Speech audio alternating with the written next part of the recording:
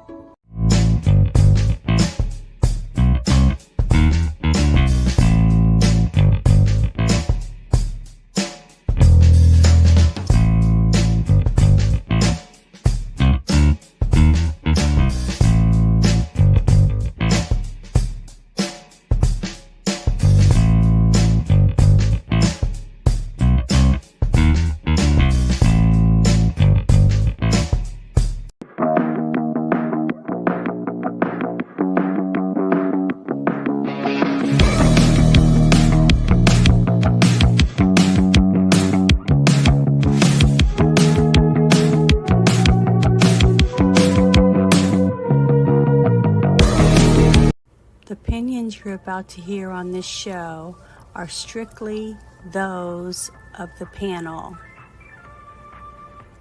The following program is rated TV MA-LSV. It contains strong language, sexual situations, and violence. It is intended only for mature audiences. Coming this spring to MXNBC, a groundbreaking series that will change the U.S. government and the world forever. Elon Musk and Vivek Ramaswamy, under the direction of former star of The Apprentice, Donald Trump, will challenge 3 million contestants to carry their load or hit the road. That's right. We'll be asking every government employee to prove their value. Hi, how are you? I'm fine. Just like in a good old-fashioned meritocracy. Welcome, everybody. Thanks for coming in. What would you say it is that you do around here? I mean, a lot of days I really do stuff. It's just there's not that much going on today. I helped Tanner and Blaze replace those heavy 5-gallon water containers. Tune in each week as Elon and Vivek measure every federal employee's value and efficiency. And time. So your study on how cocaine enhances the sex drive of Japanese quail. What's that worth to the American taxpayer? I think it's priceless. And get ready for the savings, as those that don't make the cut get shown the door. The president wants to tell you something. Firstly, thank you for coming in today. And second, you're fired. The Emmy Award-watching viewers of Deadwood and Idiocracy present Doge Days, the purge of the U.S. government. There is a whole forest of dead wood out there. We got to get chopping, buddy.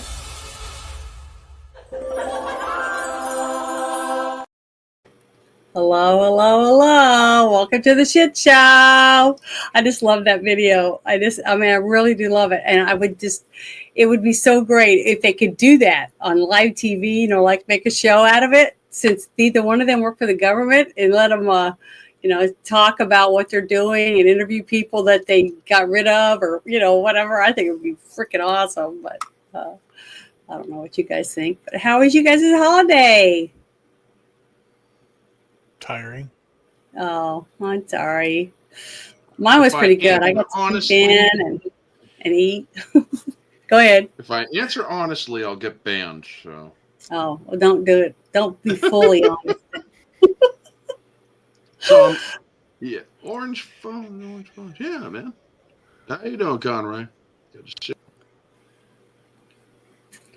Oh, good. I'm glad. But mine wasn't too bad. Mine was pretty good. But I'm hoping this next year is just going to be kick ass. That's what I'm wanting. And I'm wanting more and more Americans to stand up and stand their ground and demand what they deserve and what they've been paying taxes for their whole lives. You know what I mean? I'm hoping people start doing that, and they'll feel like they have a government that supports them, and they'll be able to be a little more verbal about, what they believe and what they want done.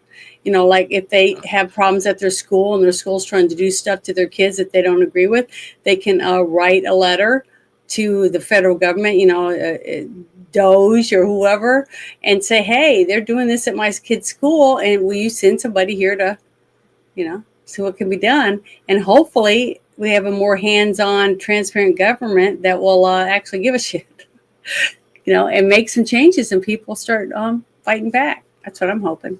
Yeah. So we'll see. But I had picked out a few things I thought was pretty good for today to present and talk about, and see if you guys think about it. So let me pick the first thing I had pulled out. The first thing I thought everybody could listen to, it's an audio. It's not a video, because this was like 1965, and I really couldn't find anything that wasn't, from YouTube that I thought might get us in trouble. But I don't think it should, because it's old. It came out in 1965. But I really listened to it, and I was like, wow, this still, to me, is prevalent today. And I wanted to play it for all of us to listen to, because I really think it means something if you listen to what he's saying and start taking care of your own self by listening to what you learn from this, what he's speaking about. So I'm going to play this for you. Here we go. Oops. If I were the devil, if I were the devil, if I were the prince of darkness, I'd want to engulf the whole world in darkness, and I'd have a third of its real estate and 4/5 of its population, but I wouldn't be happy until I had seized the ripest apple on the tree, thee. So I'd set about, however necessary, to take over the United States. I'd subvert the churches first. I'd begin with a campaign of whispers. With the wisdom of a serpent, I would whisper to you as I whispered to Eve, do as you please. To the young, I would whisper that the Bible is a myth. I would convince them that man created God instead of the other way around. I would confide that what's bad is good and what's good is square. And the old I would teach to pray after me, Our Father, which art in Washington. Mm-hmm. And then I'd get organized. I'd educate authors in how to make lurid literature exciting so that anything else would appear dull and uninteresting. I'd threaten TV with dirtier movies and vice versa. I'd peddle narcotics to whom I could. I'd sell alcohol to ladies and gentlemen of distinction. I'd tranquilize the rest with pills. If I were the devil, I'd soon have families at war with themselves, churches at war with themselves, and nations at war with themselves, until each in its turn was consumed. And with promises of higher ratings, I'd have mesmerizing media fanning the flames. If I were the devil, I would encourage schools to refine young intellects, but neglect to discipline emotions. Just let those run wild. Until before you knew it, you'd have to have drug-sniffing dogs and metal detectors at every schoolhouse door.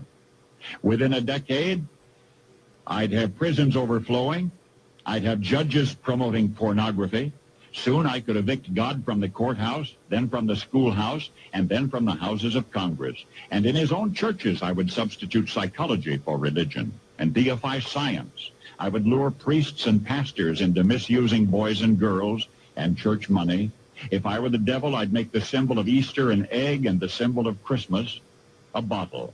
If I were the devil, I'd take from those who have and give to those who wanted until I had killed the incentive of the ambitious. And what'll you bet? I couldn't get whole states to promote gambling as the way to get rich.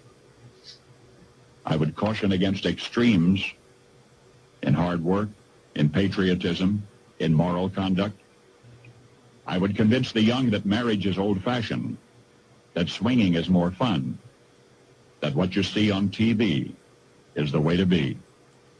And thus I could undress you in public, and I could lure you into bed with diseases for which there is no cure. In other words, if I were the devil, I'd just keep right on doing what he's doing. kind of scary, huh? You think about it. Every single thing you said is exactly what it seems like we're going through right now, doesn't it? Oh, this has been going on for a very long time. I Well, I remember. know, but if you were a young person, you'd never heard this, Right. and no one really pointed it at anything, and they played this for you, or they listened to this, and they'd be going, "Wow, they're doing every one of these things." You know what I mean? It's all happening to us Yeah. right now. So hopefully they'll realize that, just because somebody else tells you it's okay to do it, does that mean it really is? You know what I mean?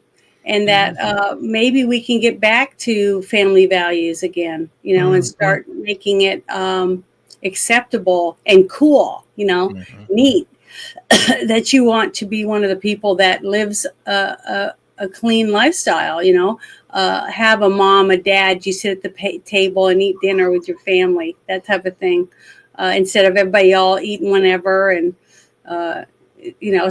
sitting at a table and nobody talking to each other because you're all on your phone, or things like that. Try to bring back some type of family traditions again, to where you play games.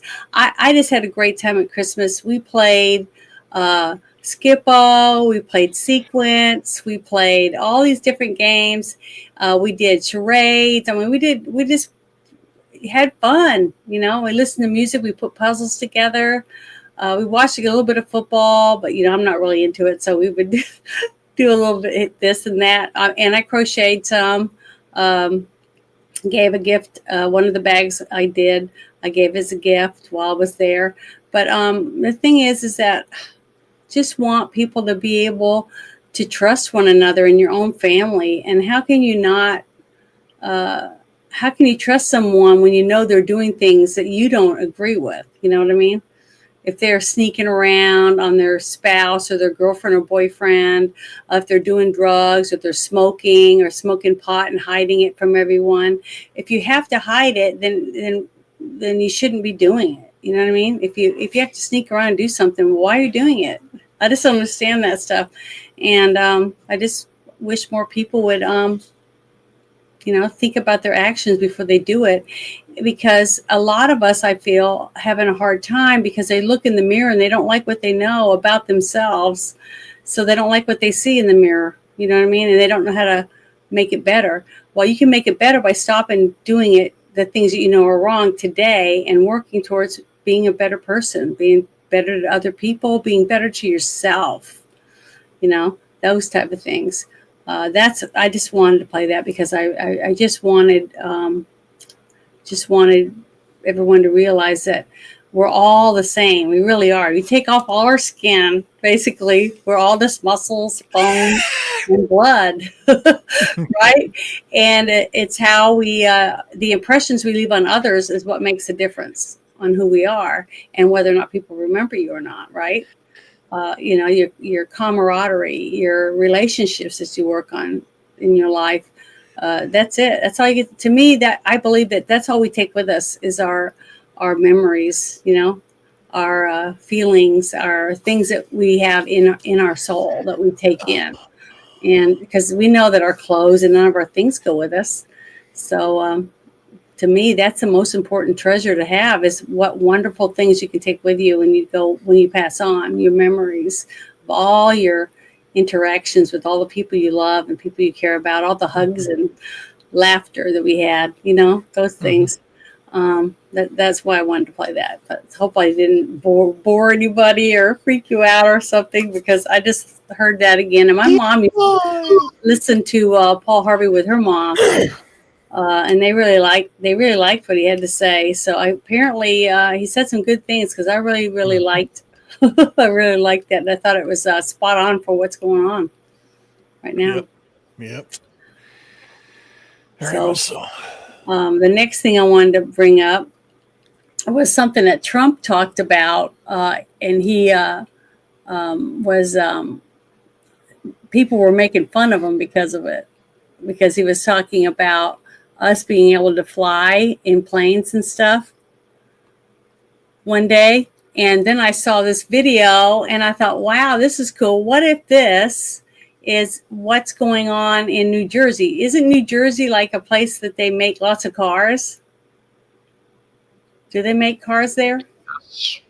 I thought it was like Detroit, but yeah. Well, would New Jersey be a place that they make vehicles or not? Maybe. Okay, well, see, I don't know. So I don't know that much about it, but all these drones, people seeing drones in different places and nobody's doing anything about it. Well, we know that if there was a drone there that wasn't supposed to be there, the government was afraid of, they would use electrical impulse on it or try to take it down somehow, catch it in a net. I mean, I don't know, chase it down or chase it out of our airspace, something. But then I saw this video and I went, what? What if this is the kind of thing that the drones really are? Because they're planning on springing on us and it's like undercover type thing, but the government knows about it. But I don't know if anybody had seen these video or not, but I thought it was pretty cool because supposedly it's got a symbol of a Cadillac on it. And I think if you read up here, it's in Dubai. So it's like, they all have shit tons of money over there. So why wouldn't they be the first ones to get a prototype, right? So I'm going to play this for you and see what you guys think and make sure it's turned up. Yeah, okay, here we go. This is a Cadillac and it flies. All right, take a look. Cadillac badge on top of the propellers. You have more propellers up here. Look at the shape of this vehicle. I mean, this is the future. When you open it up, look at all that space. This is called the Cadillac personal space because it's for one person. Look at the size of that chair. You have the light bar going across the back, and then the tail light, but everything has Cadillac design language. Even the tail light has that badge pattern going down the bottom. So this is a concept vehicle by General Motors.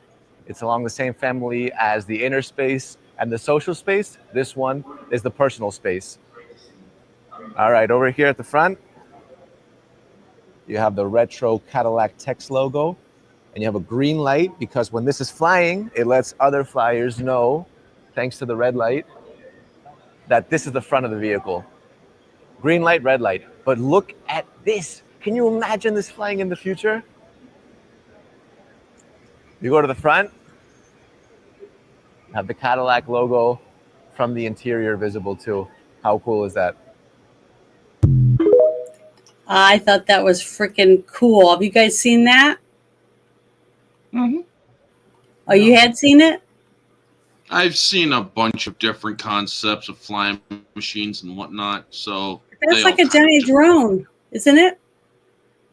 I've never seen one like that. I've seen other ones that looked like they could be possible flying of something. They look like little helicopters and different things like that. But this one is an actual looking like a drone, like the little toys you get that you fly around, in your house and in your yard. I just think it's cool. But I remember Trump talking about saying we would have flying cars probably before the end of his presidency when he was going to be president in 2024. Hey, thank you, Bruce. Thank you for joining us. I just showed a video of, it looks like a prototype of a flying Cadillac for one person. It was pretty nice looking, and we were talking about it because Trump was made fun of when he said that he thought that there would be flying cars for people to purchase before he was before he's out of office and when he was president in 2024, and everybody laughed at him or whatever. Not everyone, but some people. So I saw that video and I was like, I'm going to show this because if you could see in the background, it looked like it was a show in Dubai, where they have shit tons of money to pay for stuff like that. And I just thought it was really, really cool. And I know that they have other kinds of, like Warriors saying they already have stuff like that. And I didn't know it. I've never actually seen a person flying around in one of those type that looks like a drone. ones that I've actually seen. Now I've seen in movies where they've had little drones that attack people and stuff like that. But this was one big enough you can get in it and fly. So what do you guys think? Do you think that that's a possibility that people will be flying in cars in the next 4 or 5 years? As long as they don't have What? a weight limit. Oh, Well, I think that's why they have it for one person. They'd have to be, within a certain weight range for the drone to be able to get up off the ground. But they were saying also in some of the things that I think I might have one of the videos coming up that that they might be using them to deliver products to people's homes or to other businesses and things like that too. So I don't know. I just wanted to see what you guys thought. I thought it was really interesting. I've never seen anything like it. So how are you, Bruce? How are you feeling? I just got out of bed and I got off work and I was needing to take a nap because I don't know what my schedule this weekend is going to be foul because it's a non-duty weekend, on-call weekend. Yeah. So if it doesn't happen, I'm going to try to navigate it as best as possible. Game tomorrow, movie on Sunday, and hopefully no emergencies.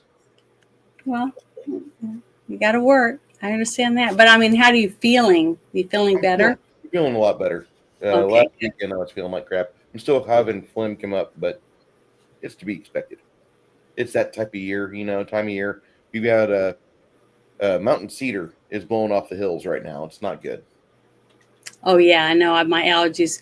As soon as I started getting closer to Arkansas on my drive, I started sneezing and shit. I was like, God, Arkansas hates me.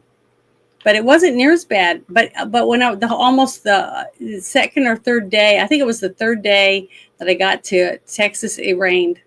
So it rained a lot, and it was really foggy this morning. So I got late. We got off late because we didn't want to. I didn't want to get out on the road when it was so foggy. But it was sunny on my way home. It was really pretty. So you never know. But I just thought that was really cool and interesting.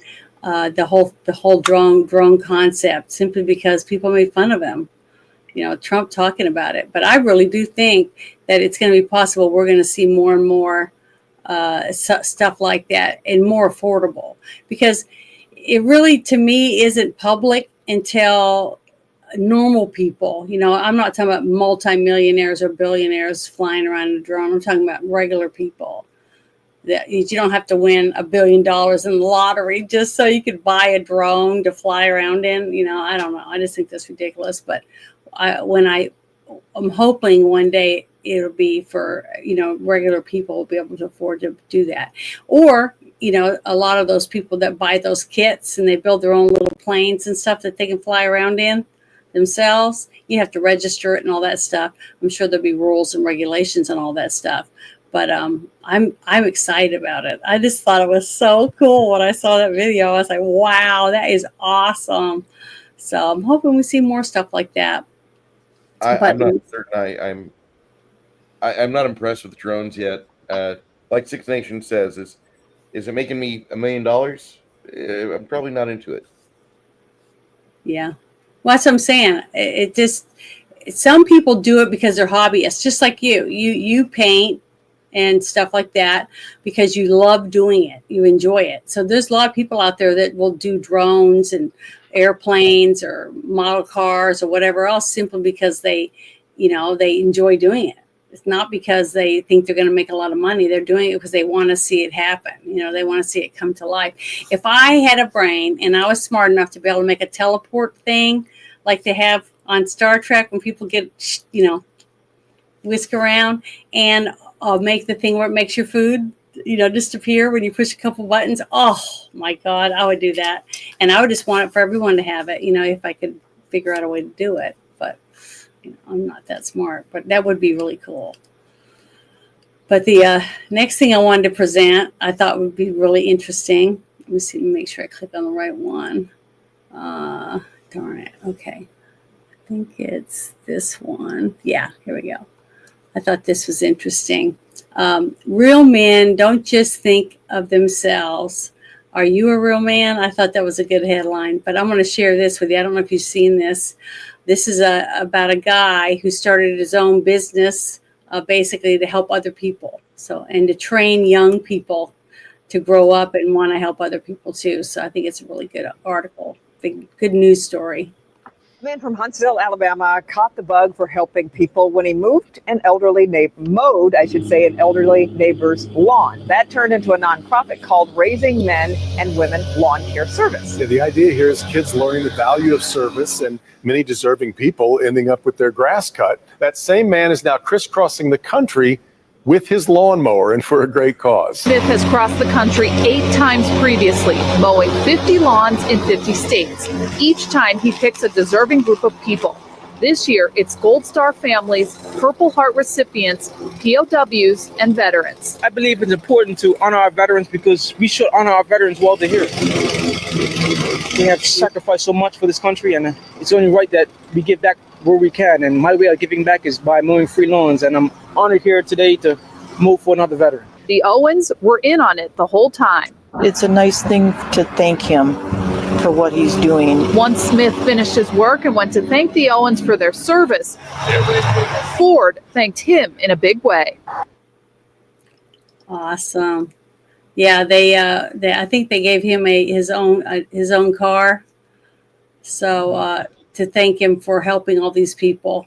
But it's nice to see people that, even though with all the shit that we went through this last 4 years, someone willing to step up and do stuff for other people. You know what I mean?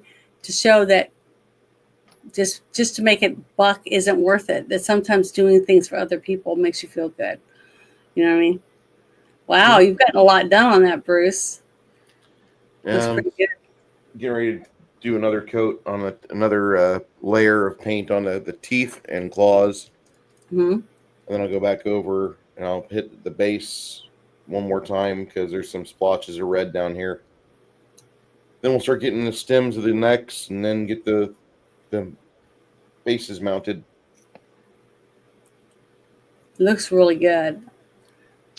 I'm terrified shit about it. That's just me. The fun thing about where I live currently, we have kids that live around here that will actually roll up on your door and actually ask. It's like, do you want your driveway shoveled or your lawn mowed, depending on what season it is? And it's like, thank you, but we do have somebody to take care of that, namely myself. And it's like, whoever this kid's parents are, definitely are raising that kid right. Mm-hmm. Because going up, I mean, yes, the kid's looking for something to get paid for, but yeah, it's still they're offering themselves because they're wanting to get work experience. You know, it's really admirable that stuff is happening. I mean, it's truly a lost art nowadays. Yeah, I think so. I had to do it when and I didn't do it for free, but because I had to pay for the gas and stuff for the lawnmower. But I remember my parents telling us, we had to get summer jobs if we wanted to save money to buy our annual, and things like that for school, or any special clothes that they normally wouldn't be able to buy us or whatever. And that's what I did. I babysat, I mowed yards, I raked, I just, things like that to make extra money. But, I think it's a good thing that people should want their kids to have some type of chore or something to make them realize that they can do things for themselves and help others if they want to, and to reward them for it. You know what I mean? Like, saying, if you do this and you raise, $100, I'll give you $100, things like that. My parents tried to do that with us. So I just think it's a good thing. But this next thing I wanted to share, I thought was really, really pretty interesting history lesson, and an interesting point of view when it comes to Rockefeller. So we'll see what you guys think about this, or even if you've even heard about it. Have you guys seen this? It's called History Lesson. Not yet. No. Okay, here we go. Listen, here we go. So in 1872, Rockefeller bought up, shut down, or bankrupt 90% of the oil companies. Our good old Constitution came into place, and in 1911, the Supreme Court found Rockefeller in violation of the Sherman Antitrust Act and split Standard Oil into 34 independent companies. So they said, you can't have the monopoly on this, you're done. You think that changed who he was? No. He promised to bankrupt America. At that very same time, they were learning how to turn petrochemicals, exactly what he had at his fingertips with the oil, into pharmaceuticals. Now, John D. Rockefeller's biggest threat was natural health. So what does he do? Being the businessman he is, he donates money to the medical schools because he wants to control. And what do you do when you want to control someone? You give him money. And then he hired a guy by the name of Flexner to study the school's curriculum, to figure out what they were teaching everybody, and to persuade the government to establish allopathic medicine, which used the unnatural substances to treat diseases. This is how Western medicine was founded. Interesting. I thought that was really cool. Did you guys know about that? I want to look up more into that before I say that that's gospel or true. Because Well, yeah, I understand that. I'm gonna share the link in the chat for everybody so that you can watch that and go look into it yourself, because I was really interested in that. I've heard a lot of people talk about the Rockefellers and a few others, the globalists or whatever, that money and how they will use their money to control basic economies of whole countries and to push it whichever way their whim wants them to, because they have the money to do it, and other people with tons of money like that and power to be able to control things like that because of the stocks or whatever else. I don't know enough about all that stuff, but yeah, to me that's an interesting concept that this woman had of what she believes, because that's her point of view. You know, that's the truth is it's all true. The idea the Rockefeller Foundation, they all controlled everything. How schools is set up now. They were producing. I call them like work. You work in tasks. Yeah. You don't work out of creativity. When if you're doing fries, or you're an office worker, or even a teacher, you teach certain things and you repeat that over and over again. It's a process you repeat. So again, that's the whole education system, is makes you subservient, makes you compliant. And then the idea that that's why you have the petrochemical, you have all the medication just float in through, keep you sick, keep you docile, and it's all crazy, everything. Yeah, I think it's. I don't think that schools nowadays, sure, but schools back when I was in school, they were teaching us skills to live by. They weren't teaching us to be subservient. They were simply teaching us to live as well as employ the lessons we've learned into society. I'm sorry, I just do not agree with that schools were being made to make people subservient.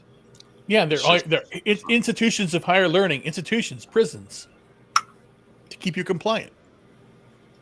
Most people have a job that anybody can do. It's just give them a list of things they can do, and they'll do them. Physical, mental, or whatever. Well, I think a lot of that you got to realize too is a lot of people compare us to other countries like China and Japan and other countries, and how their schools work, and why we are lower on the totem pole because we don't have as much, we don't have as much control over our kids and basically their learning. You know what I mean? I think we're going to see a huge leap in smarter kids simply because we decided to pull them out of school and take care of them ourselves. More kids being on homeschooling, that I think they're going to be smarter because I really do believe parents care more about what the kids are actually learning than our schools do. Go ahead now. I'll shut up. I do believe that kids will be smarter nowadays because they are being taken out of the institutions that are actually trying to indoctrinate them. considering that the government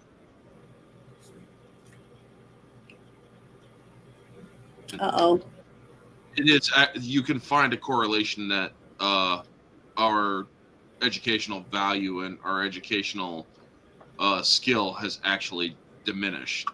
But to say, I still do think that there is value in education, because obviously, how can society thrive without learning? And I think that they do also need to bring back, if they do go back to a public school system, they should bring back home economics. They should bring back life skills and other subjects that I learned that they were phasing out as I was in high school. Because home Did they economics phase out driver's ed? I am not aware, or they still had driver's ed when I was in school. I don't know if they do now. Yeah, so I'm saying I don't know if they do now or not. But to me, it just seemed like they started cutting things out of our schools and replacing it with stupid shit. That doesn't help a kid help themselves when they get out of school. You know what I mean? That's what it seems like to me. When I was in school, I didn't like. I mean, I understood if a kid needed a word processor to do notes and stuff. I understood the need for all of that. However, I do not think that, or I was a firm believer that if you had a cell phone in high school, that the teacher had every right to destroy that thing if he caught you with it. Because those things, well, back in the day, they were a health hazard, especially if there was a kid who had a pacemaker. And I knew a kid that had a pacemaker, and some jackass kid with a cell phone was using his cell phone near the kid. This was back when cell phones could shut down pacemakers. Kid dropped dead. But I could see a teacher taking your phone from you in class. And I have seen recently in the last few years, teachers trying to take stuff from kids in class and getting the crap beat out of them and having to have the ambulance come and get the teacher because the kids beat the teacher almost to death for trying to take their cell phone and stuff like that. Right now we have a lot of schools where some schools where the teachers have no ability to do anything to control their students. And then you have students that overpower their teachers and pretty much aren't learning anything. They're pretty much graduating and not being able to read, write,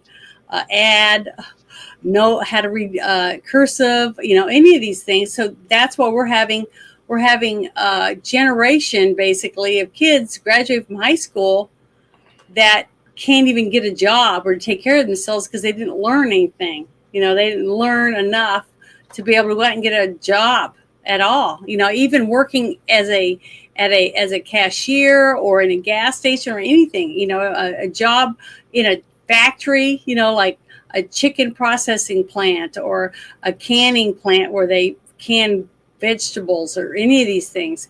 And they don't have the patience to sit and listen to a person showing them how to use the equipment to train them. So I don't know what we're going to do with these kids that have no skill, that live with their parents and they don't want to do anything. They don't want to ever have their own job and they don't want to take any responsibility for themselves. They just expect others to take care of them. And I don't know how we're going to fix that generation, honestly. That's all I wanted to add with that.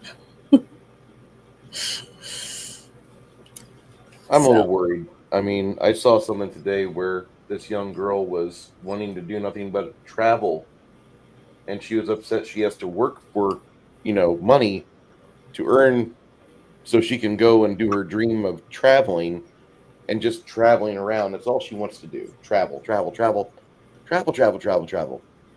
And I thought, you haven't been taught how the world goes around, but yet you have all these stupid ideas. And this person has a platform on, I think, TikTok, and some anti-communist chick was talking about her on YouTube, which I was happy that there's more anti-communist sentiment. It makes me happy, but it just made me sad that so many people on TikTok just want to, you go queen, you know, like Yeah. why are we That's why why are we TikTok needs to simping be for banned. idiots? Go ahead. I'm sorry. Sorry. That's why No, go ahead. TikTok needs to be banned Yeah, because it probably is going to be. I'm hoping so because or as much as everybody says, well, that's against free speech. No, it isn't. This is a Chinese-owned business that, despite lying before Congress and the Senate and all that, they are stealing our data. I mean, if you honestly want to think about it, folks, say that TikTok or we were on TikTok, this stream was on TikTok. You want to know what I could learn simply from looking at the screen alone?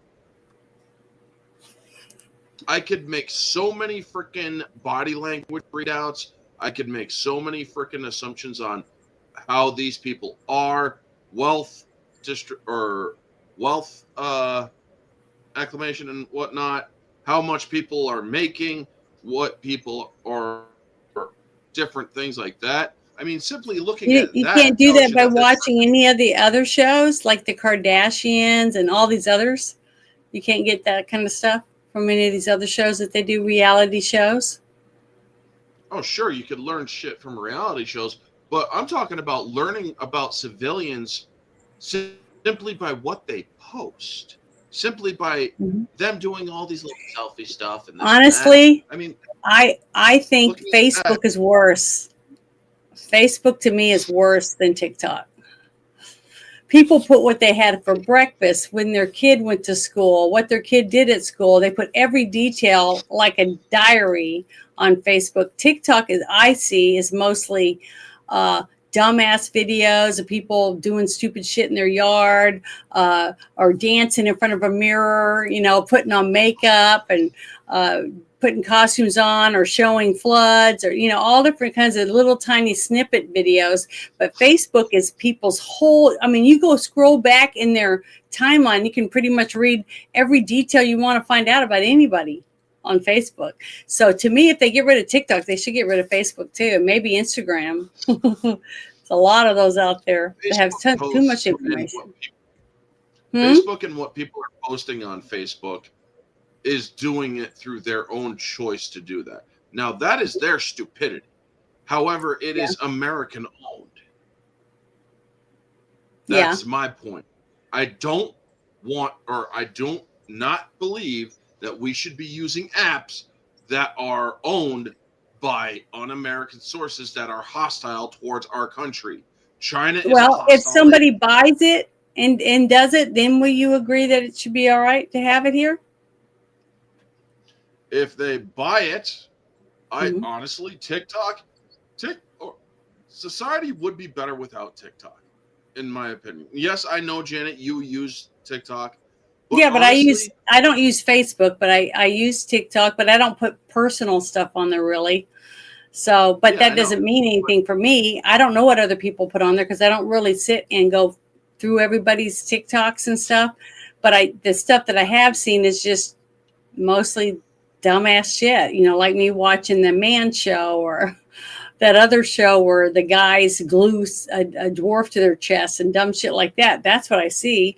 Now, I don't know that much at all about who owns it or what they're doing with information.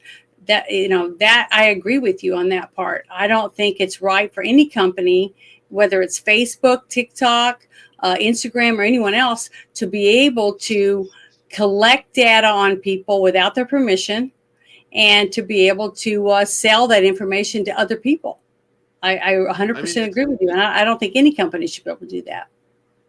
As I said, though, it's not just the data, the number crunching and coding and stuff that I'm talking about. I'm talking about the stuff that you see. Look in my screen, you see a kerosene lamp, so you know that that I do know how to, or that I can do old school lighting if I need to, or it's visual data that can also be picked up.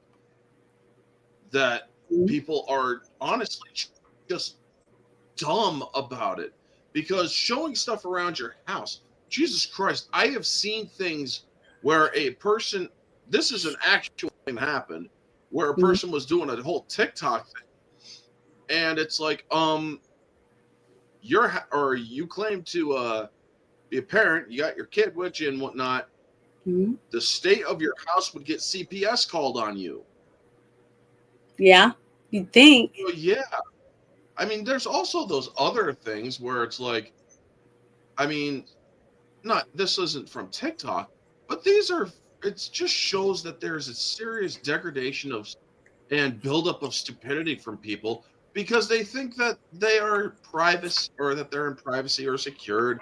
Like being at a hotel with somebody while you're having an affair and taking a picture of just being out to lunch, yet remember that thing that's covering the freaking meal is like a mirror, and your naked ass and tits hanging out are basically giving away the fact that you're having an affair. But what about you got stuff like OnlyFans?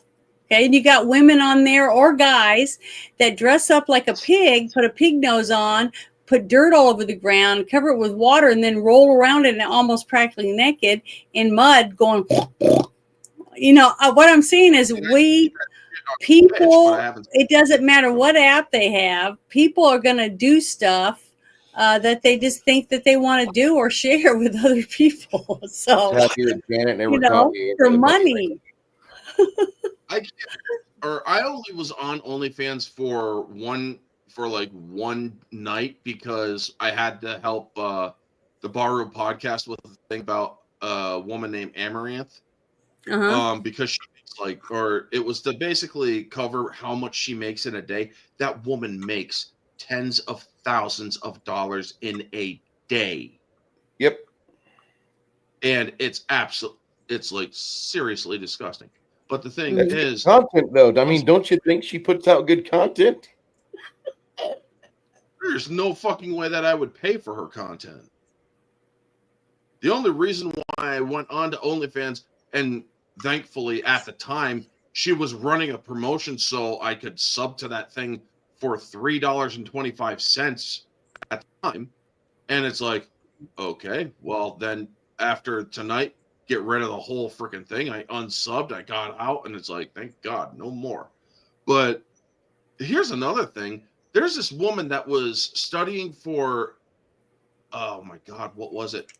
She was doing I think it was medical or something like that.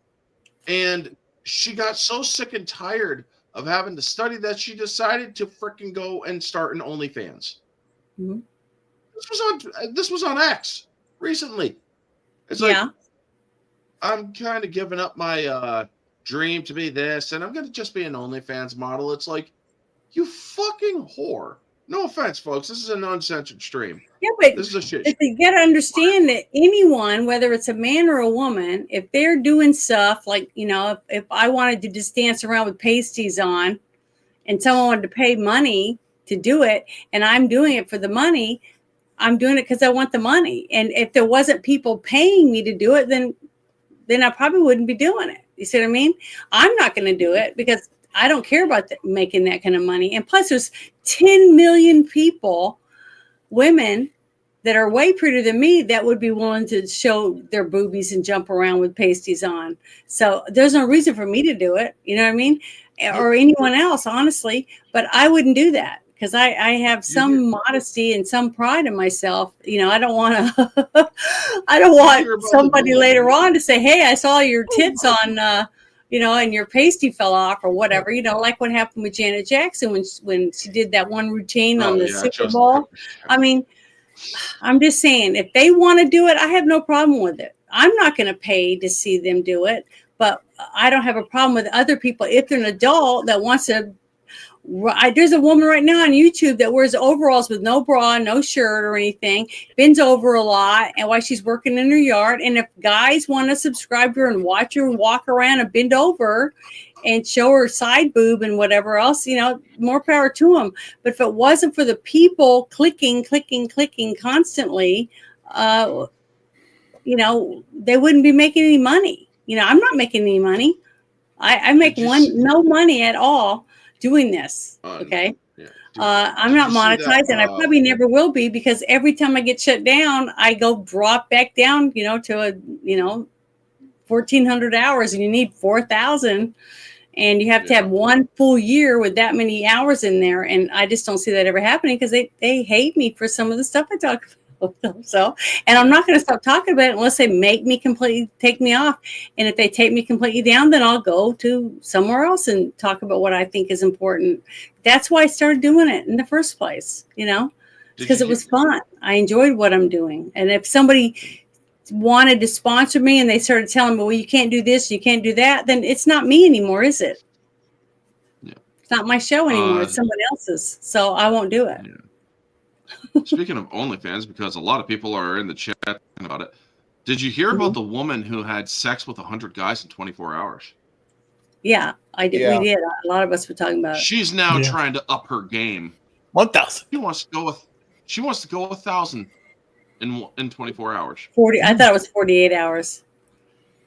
1,000. Then she upped her game, or then I guess she realized it's absolutely impossible to do 1,000 guys, because the only way that you're going to win the whole 1,000 guys in 24 hours is if you stop the clock every time they pull out. But it's like, or crap, she uses different places on her body all at one time. Get 3 guys at a time or something like that. I mean, that's disgusting. But just think about this: what man on this planet that's a decent man that wants to have a family one day and be married to a woman will ever want to marry a woman who slept with 100 men, one after the other? Sure as hell fucking okay. But see, I don't want to marry a guy that would want to marry a woman like that, or even have sex with a woman like that. If I found a guy that's interested in me and he says he did this, that, and the other, I would say, get lost. I'm not interested. Okay. To me, that's just repulsive and disgusting. Jeremy would want to. I mean, if I don't know anyone, if you want to ever fall in love with someone, don't you want someone that you know that you can trust and that loves you for you? You know what I mean? How can you have that when every time they look at you, all they think about is the hundreds and hundreds and hundreds of people you slept with? To me, that's just gross. Not only that, the woman herself, what if she plans on having a kid someday? That kid's going to forever have a stigma following that kid around. Because see, I say that about people that say they swap, these swapping people. I'm like, okay, the guy, I can understand why, I want to have multiple women. And the only way I can do that is to make my wife swap so I can sleep with multiple women, because I like variety or whatever. But now you got a pregnant wife and you're like, you have to have DNA test to prove it's your kid because you got her sleeping with 15 guys a week. It's ridiculous. How do you trust anyone that sleeps with everybody? I don't know. I just like a man and woman holding hands and being together forever, or that focus of that type of relationship. That's a relationship. If I wanted to be in a harem, I would marry some guy that, at least with a Saudi prince, I could have nice shoes and a handbag and jewelry. I gotta say, you give up your right to speak.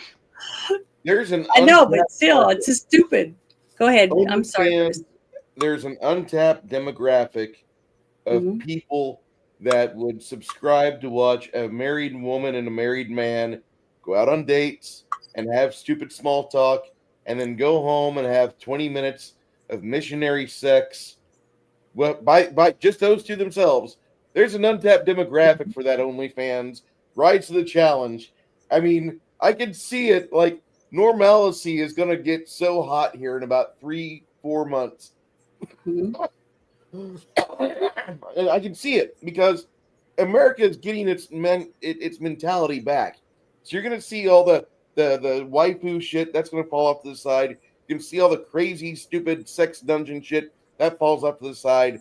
But you're going to see a whole bunch of married people on OnlyFans that are like, we're going to have hot monogamy, and you're going to be there as part of it.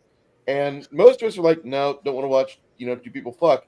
But there's the untapped porn market, which they've never seen missionary sex, man and woman kiss, 5 to 20 minute sex sessions. They've never seen that. Somebody finished, but not on the stomach. That's untapped fucking money for OnlyFans, but they'll figure it out. Fuck them. Well, I'm just saying, if they want to do it, if somebody wants to do it, and a man wants to keep paying money to see bimbos taking off their clothes and whatever else, and thinking one day he's going to have a bimbo that looks like that and is willing to bend over and do whatever he tells her, good luck on that too, buddy.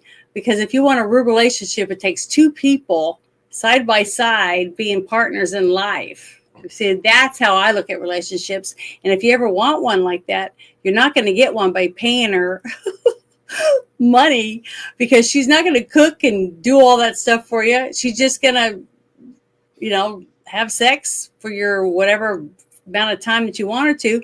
Then what do you want to do with her? You got to have a relationship. And I hear all these people griping and complaining that their ex-wife took them for everything. And I'm like, well, what were you looking for? If you were looking for an OnlyFans model and then you wondered why you had nothing besides sex in the bedroom, and then when that got dull, what do you got? If you don't fall in love with someone who's your best friend that likes to read comic books with you, or go see comic book movies, or go fishing and camping and doing things together as a couple, why get in a relationship in the first place? I don't know. I just don't understand it. And to me, all of this stuff boils down to the same thing. What are we raising our kids to want in the future? Are we wanting our kids to one day have a boy come to the door and say, I really like your daughter, I want to take her on a date, and have respect for each other? I would want a young man like that to treat my daughter that way, with respect, just like I would expect to be treated with respect. And I would try to be respectful to, everyone. I always try to, the best I can, to be respectful if they're not a total douchebag to me. But the thing is, until we take back our lives and start demanding to be treated a certain way at our jobs, at our with our friends and with our family, we have to stand up for ourselves. And once they see that you're not going to let them be, you're not going to be a doormat for them anymore, they'll move on. You know what I mean? I think that's one reason why we have a overload of narcissists running around that get their jollies by watching other people cry and get them hurt them, because they makes them feel superior. So now they feel as shitty as I feel about myself. So now we're even. That attitude. It's disgusting and sad, and I see so much of it.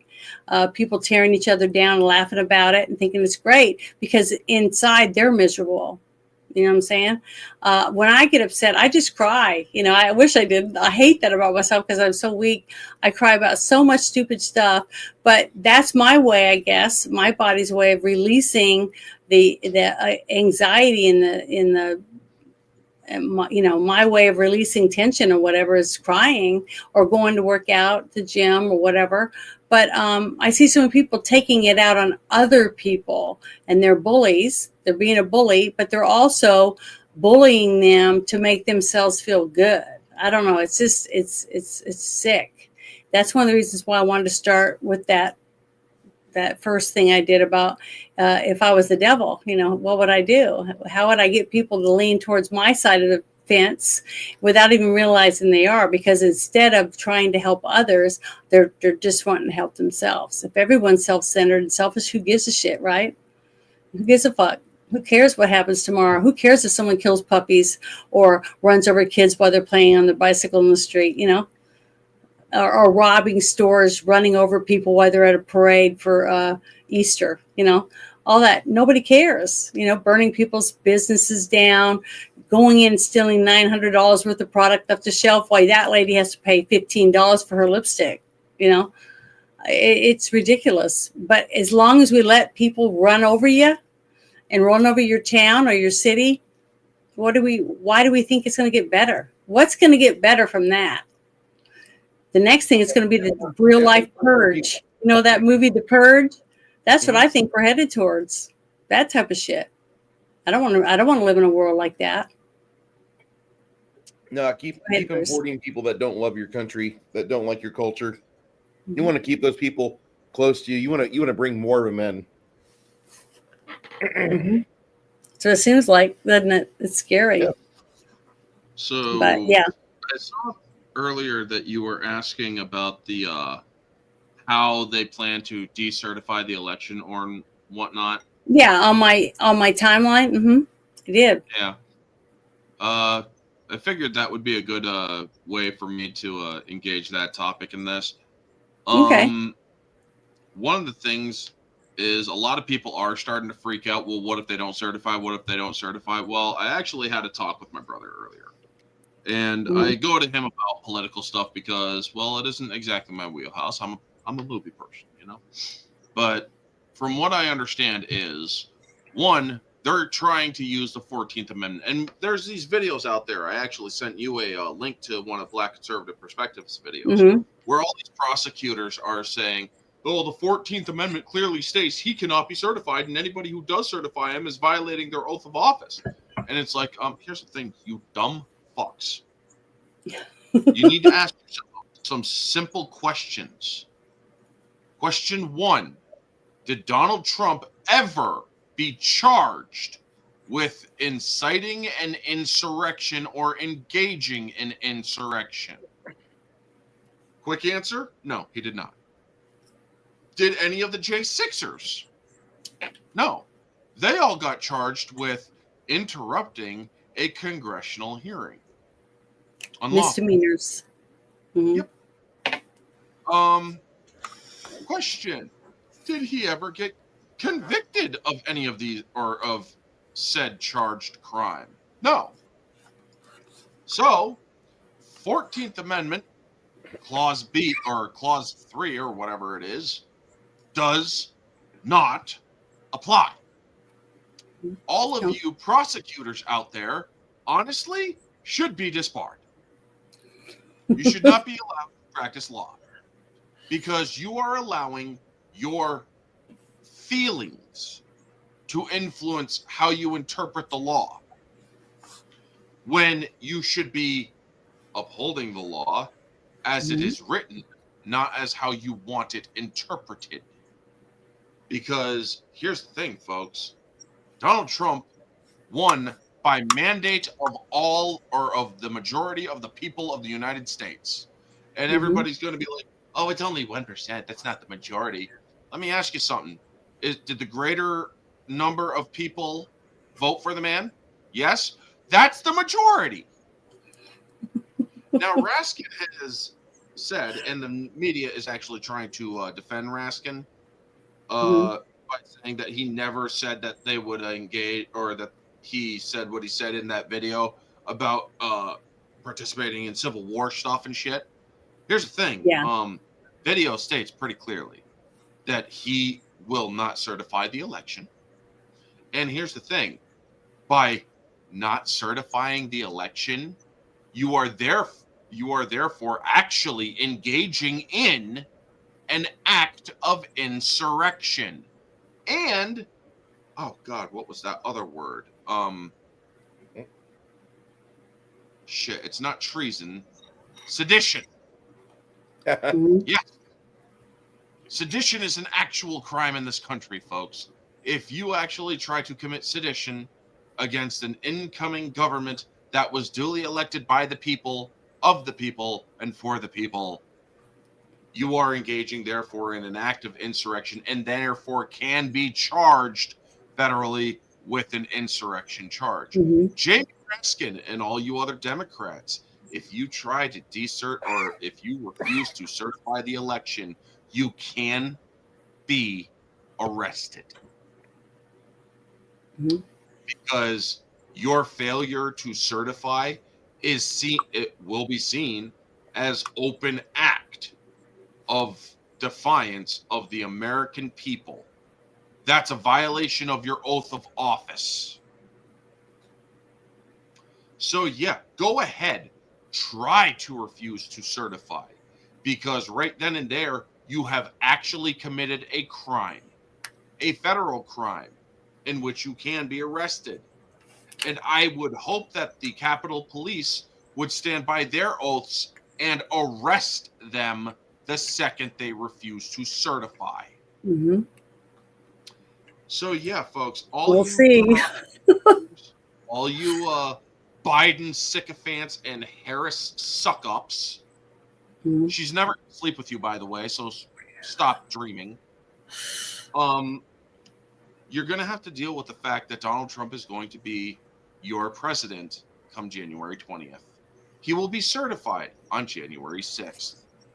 And one of the things I really do hope that his administration does is that they say, we will no longer be holding January 6th as a reminder of some sort of tragedy. What it will be reminded of, tragically, is how our government, under a tyrant, held people without due process, which I do believe over 100 J6ers are now engaging in a federal class action lawsuit of Yeah, I got an article about that real quick. Let me get it real quick. This is what I was gonna bring up. For all you guys worried out there who voted for Trump and stuff, stop worrying. He literally has the law on his side. Well, I'm still going to worry. I can't help it. Well, It says over 100 January 6 prisoners have signed into a $50 billion class action lawsuit against the DOJ. Now, when I first read that, I couldn't find anything more. So I found this. Hold on, I'm going to bring the other thing up. I looked up on the internet, and this is what I was able to get right here. And it's from Lou Dobbs. You guys know who Lou Dobbs is, right? Very nice man. Okay. I'm going to share this real quick in the chat, this link. So let me copy this, put it in the link real quick. I'm sorry, it's so slow. I'll have to go over to Rumble and share it over there too. But real quick, the thing is, it says in a groundbreaking legal battle, over 100 January 6 political prisoners have come together to file what is being hailed as the largest lawsuit ever against the Department of Justice. So hopefully something comes of this, because what we've seen happen and unfold starting with January 6th about the way they've kept these people, not giving them fair trials. It's all been one-sided. They've only been allowed some of the videos. I mean, it's a sham. The whole thing, the way they've been treated, is a complete sham in the legal system from everything that I've seen. So this definitely, as this says right here, a two-tiered justice system. According to federal watchdog, the plaintiffs were hunted down like animals by the FBI for peaceably protesting at the Capitol on January 6, 2021. And as we've seen on even some of the ones they actually let people see, you see the people walking through the Capitol like they're tourists, through the little red ropes, taking selfies, not trashing the place, no weapons. I didn't see a single person bust in with machine guns, AK-47s, pistols, or anything. The only person that I saw shoot anyone was a guard, and he shot through a glass door at an unarmed person. So I don't know. The whole thing to me is ridiculous. But I hope that this lawsuit will make some changes in the way things are done, and how somebody is held accountable, and it's not just be us. Why is it only people that pay taxes seem to be the only ones that ever pay on the justice side, when it seems like the people that get into office making $100,000 a year end up getting out, multimillionaires, yet they never spend a day in jail when they get caught doing things against the law. They even have their own little slush funds to pay off women that accuse them of rape or accosting them and things like that. It's pathetic that we have let our government get away with all this bullshit for so long. I mean, and it's sad that we have to be adults, that actually pay taxes and have a family and stuff before we realize that we're getting fucked every day by our government. Excuse my language. Not really, but because that's how I really feel. I feel like we all just stand up every morning, take a shower, get dressed, brush our teeth, go out in our car, and right before we get in our car, we bend over and take it up the butt. the rest of the day for the federal government to just take whatever they want from us. And we just do it. We get up every day and we do it again, knowing they're taking our money and giving us shit and treating us like doormats. I don't know why we keep doing it. And I wish there was enough of us that could stand up and say, F you, we're not paying taxes anymore. Let's see how well you can run the government when we're tired of paying for being treated like shit. You know what I mean? That would be great, but I don't know. I don't know how else to get anyone to understand anything unless you sit down and read things for yourself and start investigating. How are we supposed to teach anyone anything? You know, how are we supposed to get people to open their eyes and understand that our own government is the one that's screwing us worse than anybody else? I don't know. Just don't. I'm sorry. I went off on a rant, but I couldn't help it. Somebody said I sounded like their brother. Janet thinking that people would actually listen and want to actually get up and do something about the shitty state of affairs we're enduring right now. Mm-hmm. That's the part of it that, like, you're one of a 0.25%. That's it. There's so few of you. Yeah, very few. Not everybody really wants to endanger that. You know, they're scared. They don't think that the work camp onesie is going to fit them. They don't think that they'll have Wi-Fi when they go to the re-education center. They want to be comfortable. In your 15-minute city where you're just licking yourself and then going to work and licking their ass and then coming home and licking your hands. You know, I don't know. I just don't get it. I just don't understand it. I try to understand. I try to listen and read and try to put myself in other people's position and see it the way they see it. But I just don't, to me, it doesn't make any sense. It's like you get up, you go to work, you take half your money you made that day and the other half, you take your half and you put it in a jar so you can pay your bills, pay for your food, pay to take care of yourself to the best of your ability and take care of your vehicle. Then the other half you're giving to them knowing that they're going to take it and they're going to go give it to China and all these other countries and the people that just walked over the border then didn't do a damn thing. They're going to hand the money you just made. They're going to take half of it and they're going to give it to these people that did nothing, and that it benefits you at all. Nothing. It benefits you. It doesn't help you at all. It doesn't help your cities. It doesn't help your state. It doesn't help our country. It does nothing for you, but yet you still get up and give them half your check. See, that's what I'm talking about. That's the hard part. If you had a little thing on your taxes each year that you could check off and say, I want this much money to go to the veterans, this much money to go to this or soldiers or whatever, and you could pick and choose. How many people do you actually think will check the box that says, I want this much money to go to Ukraine, and I want this much money to go to China, and this much money to go to the illegals? Who do you think is going to actually do that on their check? It'd be very, very few people that would do it. But I believe that most people are generous and they would help the veterans and they would help, the elderly that don't have enough money to pay their electric bill, things like that. I think we are good people. Most of us, I'd say 90% of America are good people that want to help their neighbors. I really do. But it's the 10% that hate this country and hate themselves enough to where they just want to F everybody. They want everybody else to be as miserable as them. And then you got the politicians, the ones that are making money off all of us, and they would have no life if it wasn't for us paying for them. So, hey Jan, yeah, I put a link of something that in the private chat. Yeah, okay. If you could share that with the class. How do I do it? Just copy the link and just click it and then share your screen.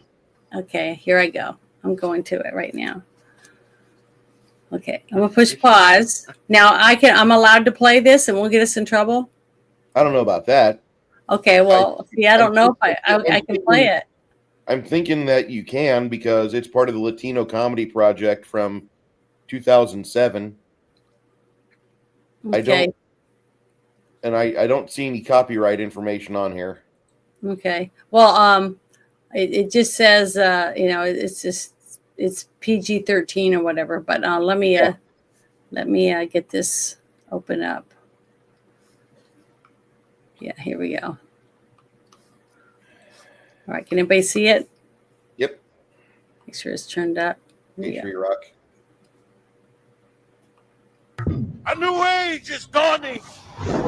We will never retreat. We will never surrender. Mexicans, tonight we dine in San Diego.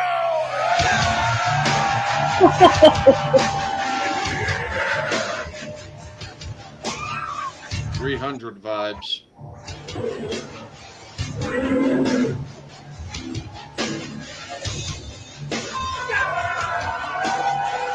Shit reminds me of Laredo. Jesus. Yeah, I thought you said something like that. Oh.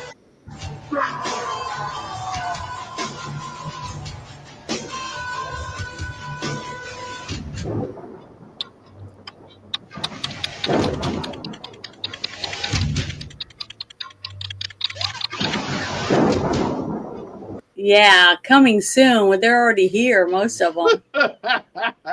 But yeah, I understand now. Shit. This is from That's 2007. a prophecy. Yeah, That was a prophecy. Holy fuck. that was funny. And I recognize that guy that was in the lead of that. Yeah. I recognize that guy. That I've seen videos of his before. Yeah, he's funny. No, I think with Gino Plant and him, I've actually had conversations before on camera. They're good people. They're celebrating 25 years of the LCP. I believe it's out of Chicago. Yeah, he was funny. There was I don't know if anybody else had seen that, but that was really funny. But the other thing that, since you brought all that up, this other thing that I wanted to share is part of that whole thing with the January 6th. So let me get it real quick. Oh, darn, I'm so bad. While you're looking for Seems like it goes from one side to the other for some reason. I don't know why it does that. There was this woman on my X account that responded to my basically get over it thing about the whole thing that I brought up earlier. And she's like, you don't know nothing. And if you look at her account, she spells amendment with way too many A's and M's. Amendment on her bio. And it's like, here's the thing, ma'am. First off, shoe. And while you're shoeing off, go back to school. Because clearly you do not know how to spell. Also, here's the thing. She's just constant, or she literally said, I hope your face gets eaten by a leopard. And I'm like, I don't know what to say to that. I'm sorry. I'm just gonna let you go now. Happy New Year. These people are nuts. Yeah, but even this thing that I want to bring up next about Fannie Willis, is all Fannie the Pack same. Willis. Yeah, it's the same stuff because it's the same government that we're willingly handing over half our check to and watching them destroy everything that we are wanting to support. And that's why I was so excited about this record landslide that Trump got, because that proves what I was saying, and I've been saying all along, is that more people I know believe and feel the same way as every other person that voted for Trump, because we're tired of paying to be treated like the lowest class citizens in this country when we're the reason why this country is staying afloat in the first place. But it says here, Judicial Watch just announced that they have evidence that confirms that Fannie Willis and the Biden DOJ concluded to get Trump. They already lied to me and to Judicial Watch and the American people that they didn't have any records at all. And now they just confirmed that they do have the records. So I wanted to show this because, it's fun. It's nice to start seeing the armor with cracks in it. The dam is starting to break. So I thought you guys might like to listen to this. Key piece of evidence now we have that there was collusion stretching from Fulton County to D.C. to get Trump on unprecedented charges, and she's now citing privileges on a case that's dead in the water. So when they say they have no Jack Smith records, I don't believe it. I mean, they already lied to me and to Judicial Watch and the American people that they didn't have any records at all, that they had no records at all. And now they just confirmed that they do have records. It's a key. That is, to me, that is really, really good. That stuff is finally starting to come out of these people, of all the bullshit that we knew. You and I were all saying it was true, that we knew it was fake, that she's lying and that they're making all this shit up just to try to drain him down and find something, anything. They were throwing everything they had at the wall, trying to get it stick, because the people kept saying, oh, he was at Epstein Island. If they had that, they would have already showed it. But you know what? They don't. That's why they don't. That's why they haven't used it. That's why they even stooped low enough to try to assassinate him, get rid of him. And I still don't believe. I really am worried about whether or not he's even going to get in office or not, because there's so much dirt and filth in our government. They don't want him in there. They definitely don't want him now with the team that he's building to put together to get in here and try to clean house. Like you said, the first time he went in, I really believe that he said, I want to drain the swamp. I really believe he wanted to.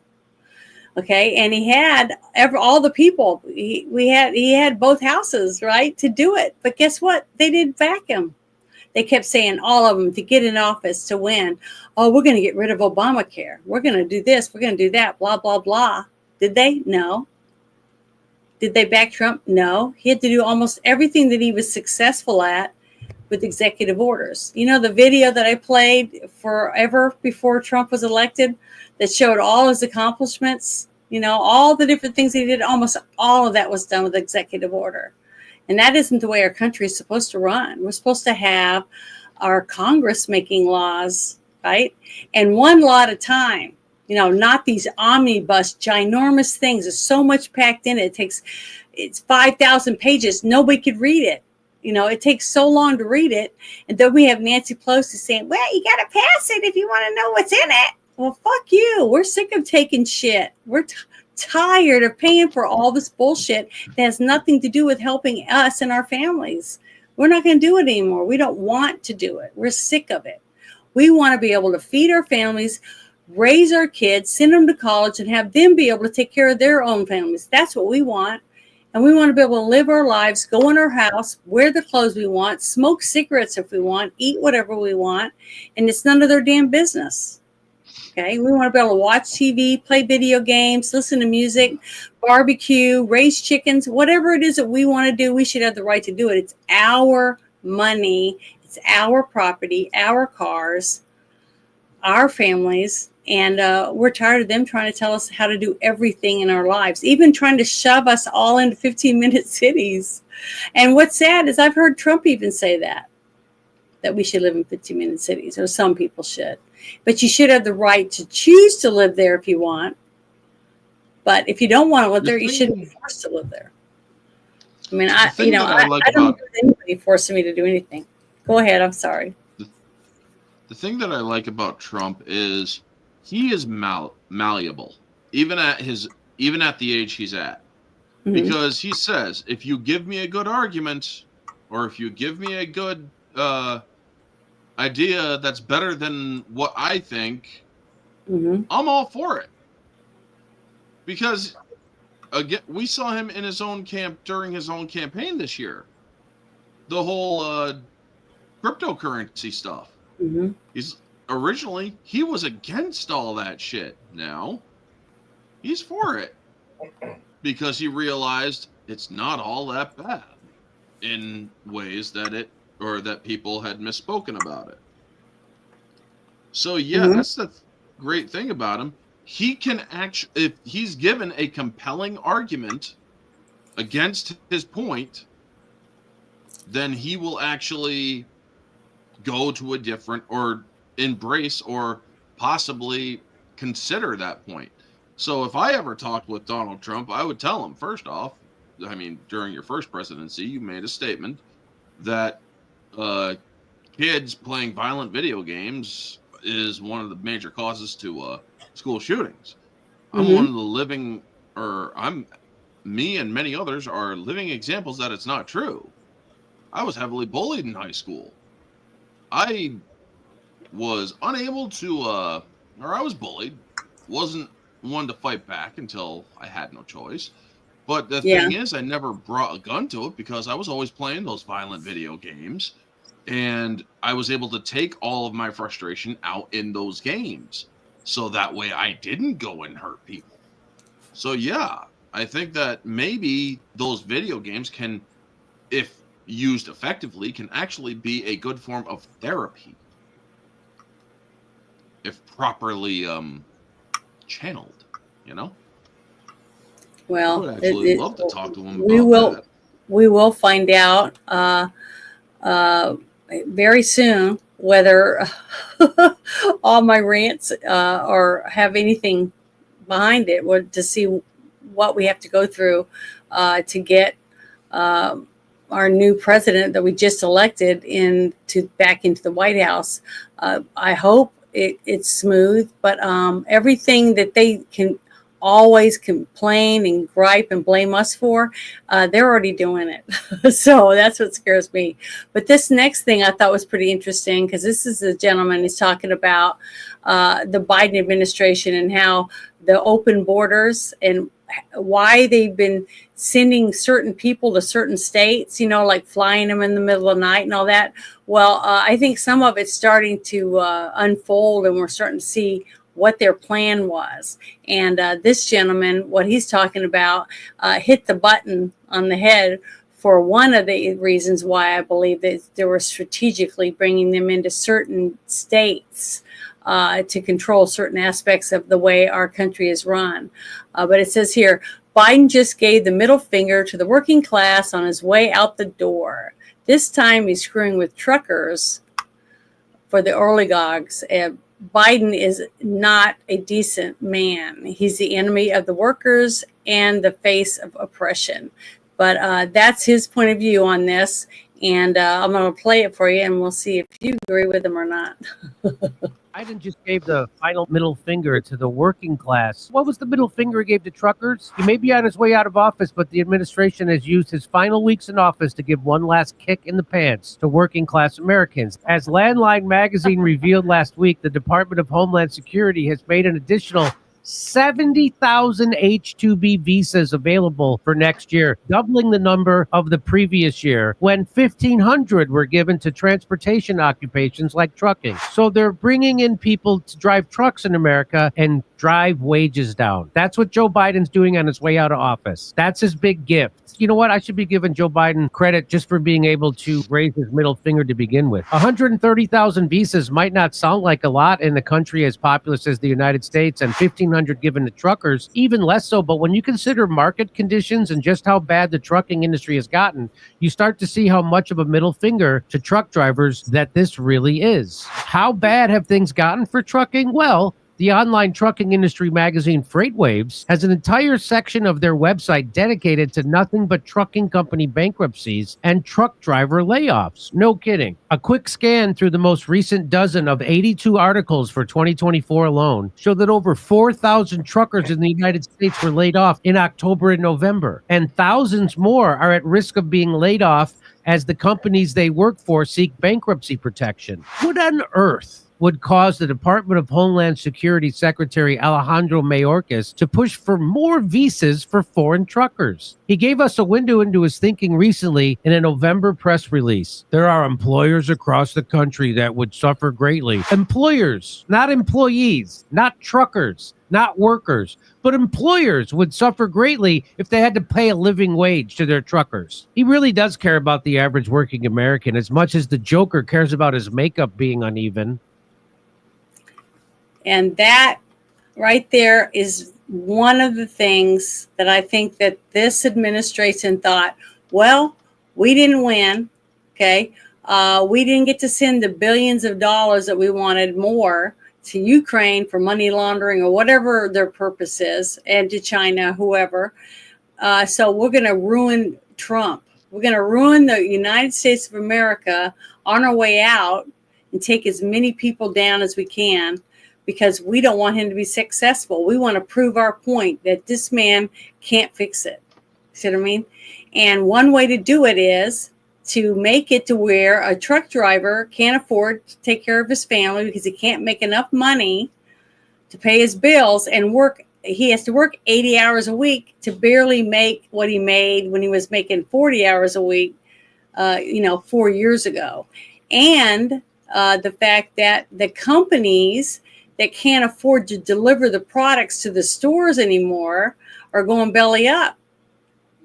And then you have all these accidents happening with truck drivers that aren't really qualified for the jobs, and they can't even speak very good English, things like that. I don't know any other reason that any of these people in the federal government would want to do this besides that. I mean, how is any of the stuff that they're doing this with the visas benefiting our country? Well, here's the thing. They don't care about our country. Mm-hmm. Now, you all know that I'm more entertainment based, right? So allow me to use this comparison. Basically, what Biden is doing is the equivalent to Disney Star Wars version of Operation Cinder. For those of you who need proper context, Operation Cinder is something that Disney came up with in Star Wars, which was when the Empire or when the Emperor died at return or after or during Return of the Jedi, his final order was basically to destroy as much of the galaxy as possible so that the New Republic or the Rebellion couldn't claim it.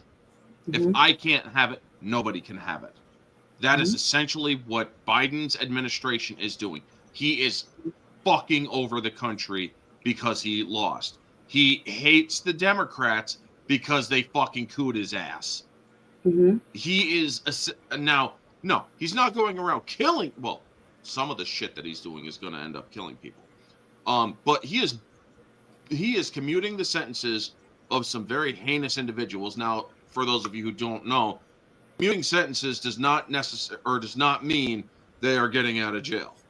They are still going to be in prison for the rest of their lives. They are just, the death penalty is taken off. Disgusting, in my opinion. I am for the death penalty. When it comes to the pardons that he has done, oh yeah.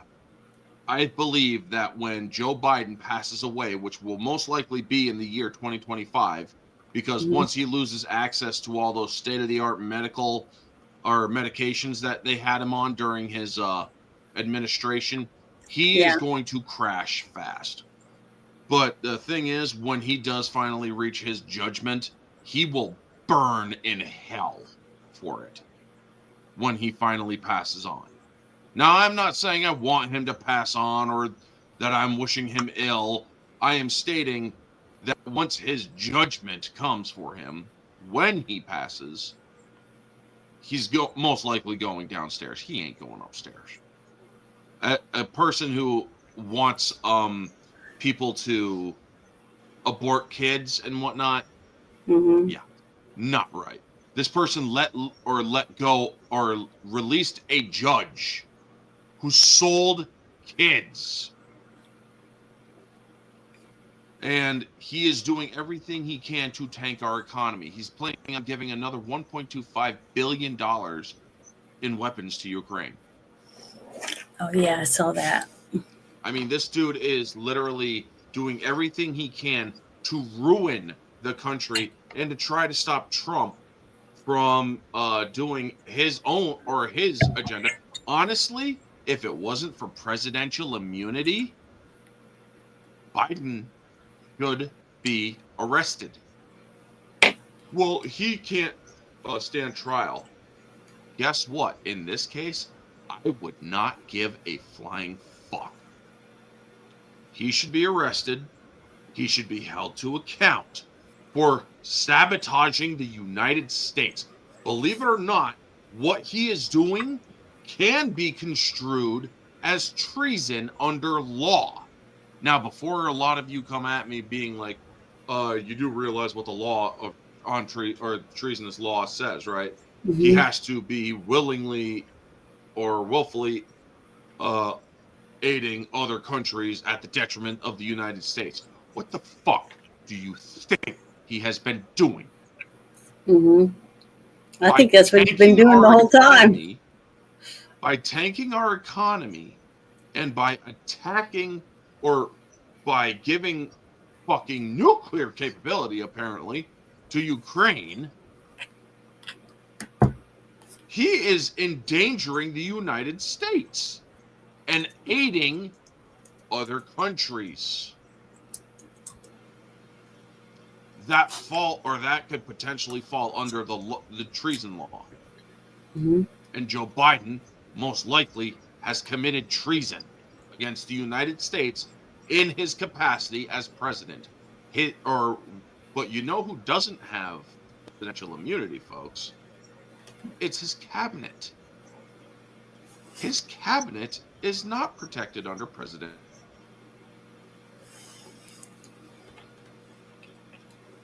If I was Trump,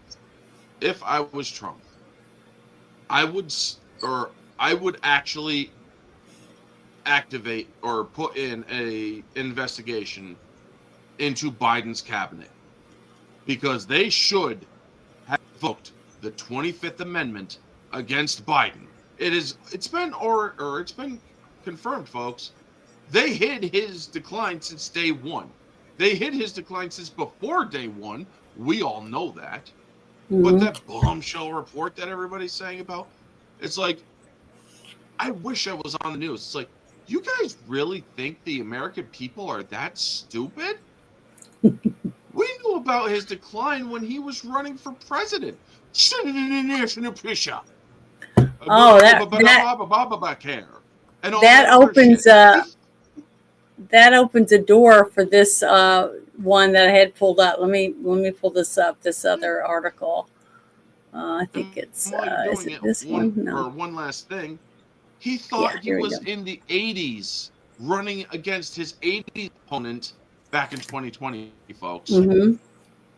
That's how much this man was had his brain missing. He was also pissing himself. He takes incontinent medication and he wears diapers. These aren't conspiracy theories. These are facts. Yeah, here's the CNN. Okay, this is. I was really shocked when I watched this whole thing, and I was like, "What the hell? This is on CNN."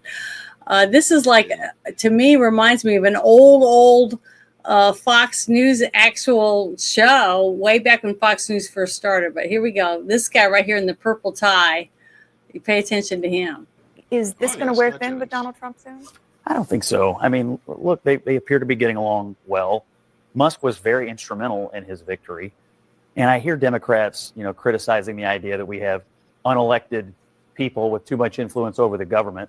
I invite them to pick up the Wall Street Journal from this week and find out that unelected people have been running the government for the last 4 years. I hear Democrats criticizing the influence of billionaires on our politics when you've got this Soros punk running around collecting Democrat politicians like my kids collect Pokemon cards. So I think all the criticism of Musk coming from the left is totally hypocritical, totally over the top.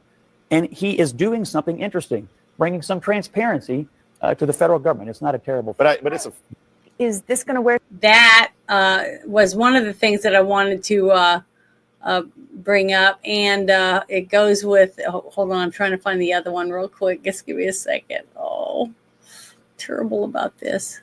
Okay, yeah, here it is. Let me move it over here so I can pull it up next. Okay, here's the other one that goes with that, because that's what reason I wanted to do the Trump thing is because they're bitching and moaning about how they think it should be wrong that Trump's involved in all this stuff, but he's a citizen just like the rest of us. And if he has a voice and he can get Trump to see something he might not have normally have seen, what's wrong with that? Trump talks to lots of people, and to get somebody that he feels is good for a position to help clean house, basically, I think is something we should definitely want to try to do. But this right here is what I wanted to play because I think this is really, really the truth right here, like you were just saying about Biden. I just have to ask when the accountability is going to come for every single person who sat in front of a television, who held some position of responsibility and lied their rear end off about what they were seeing behind closed doors. People came on television and said, oh, I'm with him all day and he's really engaged and he's doing the job and he's running circles around us and these videos are cheap fakes, and on and on and on. Brazen lying by people who work for our government, and they lied to us about it. Wow. I like this guy. What do you guys think about him? Who is he? Scott Jennings? He's the no. only reason that CNN has ratings. Yeah, this guy right here. Scott Jennings. Scott That's his Jennings. name. Okay. Yeah, I like him. I might even actually watch if he ends up getting his very own show or whatever on that channel. I might even actually watch him because he has a level head. Every single thing he said, I agreed with, and it made sense. And he has facts to back everything he said. So I was just surprised. That's two different snippets I got to watch that work together because the only way we're going to get accountability, I feel, is by Trump and a few of other people that are surrounding Trump, like Elon, Vivek, and a few others, JFK Jr., Robert Kennedy Jr., all of them coming together and exposing these things, right? And if Trump does like town halls and he talks to each of these people and lets them bring out the things that they've uncovered and found and tell the people that the people are going to be behind it, getting everything, all this shit out in the open and airing out the dirty laundry and getting it out so that we know the facts and it's transparent. Because once people are used to seeing the truth every day, they're not going to be able to go back in there, get rid of everyone, and then just cover everything up again. People are not going to just accept that shit after being able to see the truth. And that's why they're afraid. They don't want to go. They don't want their dirty laundry aired out in public and their easy money, backhanded deals going on, closed off, because now it's all got a big spotlight right on them and they can't get away with this shit. That's one reason why I really believe that they don't want him. They want to get rid of Trump because they do not want them to be able to get away with that shit. You know what I mean? Their money's gone. It's all going to dry up. They'll have no way of being able to make money using our money anymore. You know what I mean? That's what I'm thinking. I really believe that is not going to work. But this is the other reason why I think this open point of view where people get to sit out and sit with Trump in these open settings and talk about things and bring facts out for the people like us to sit, listen, and absorb, and then go home and look at is stuff like, what the things that Tucker is doing. Tucker and there's a few others. I can't remember all of them, all of their names, all these different people. I just can't remember their names right this second. Dan Bongino and others. But this is another thing that I thought was important that you guys heard, because a lot of you might not have seen it, about Tucker Carlson talking about the H-1B visa thing that we heard earlier about the truckers. But this is another way that they're doing it. So I thought you guys would be interested in hearing. This is the other way that this administration is trying to ruin us from the inside out. Here we go. The rideshare company Uber has fired more than 1,000 workers since July, mostly Americans. That's about 2% of its workforce. Meanwhile, during the same period, the federal government has approved hundreds of new H-1B visas for Uber. And that means they can replace those workers with foreign scabs who will work for less. It's like outsourcing, but even easier because Uber doesn't even have to build a new building. Now, there's nothing unusual about what Uber is doing. There's bipartisan consensus in Washington that we desperately need smart people from overseas to do the jobs that Americans are too badly educated to do. No reason to fix our schools or make sure higher education is serious and non-frivolous. We can just import people from countries that take education seriously. And that's what we do. That's why the U.S. government passes out foreign worker visas to allow corporations to replace people like you with people who live 6,000 miles away. Now, you probably haven't even heard of the F1 optional practical training program, but in just 4 years, from 2009 to 2013, that program replaced nearly 500,000 American jobs. The program allows foreign students who studied American universities to stay in the country after they graduate. In other words, we're just going to staple a green card to their diploma. You probably heard that phrase recently. And since employers who use F-1B visas are not required to pay payroll taxes, they get, in effect, a tax subsidy for hiring foreigners over U.S. citizens. How's that for America Last? Maybe the program would make sense if Americans really couldn't fill all those jobs, but it turns out there are plenty who could. Just ask the thousands who were recently laid off by Uber. According to the Economic Policy Institute, fully half of all American STEM majors, that is people who study technology, don't end up working in STEM jobs. Isn't that weird? The only people who actually benefit from these visa programs are tech billionaires in Silicon Valley. They're getting richer no matter what. And the foreign nationals who want to live in San Francisco. And our government makes it easy for them to do that. Who gets hurt? Well, among others, the college graduates who took on huge amounts of student loan debt only to be dumped into a system where their foreign replacements get preference over them. Mm-hmm. This is happening on a grand scale, and both parties are for it, including many Republicans in Washington. It tells you a lot about where their priorities are. Yeah, they don't have any priorities because we aren't their priority. Americans are not the priority of most of the people in our government. That's why they hate America First. That's why they hate MAGA. Not so much for Trump, per se, it's because they don't want us to have the freedom to pick and choose what we believe is important for our own lives. You see what I mean? Like if we say we don't believe that you guys are running our government efficiently with the money that we're giving you, so we want something done, there's no way for us to do anything because we don't know how to do it.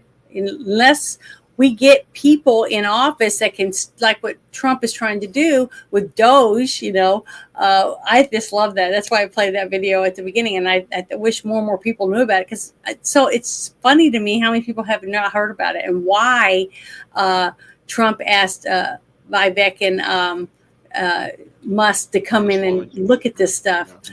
You know what I mean?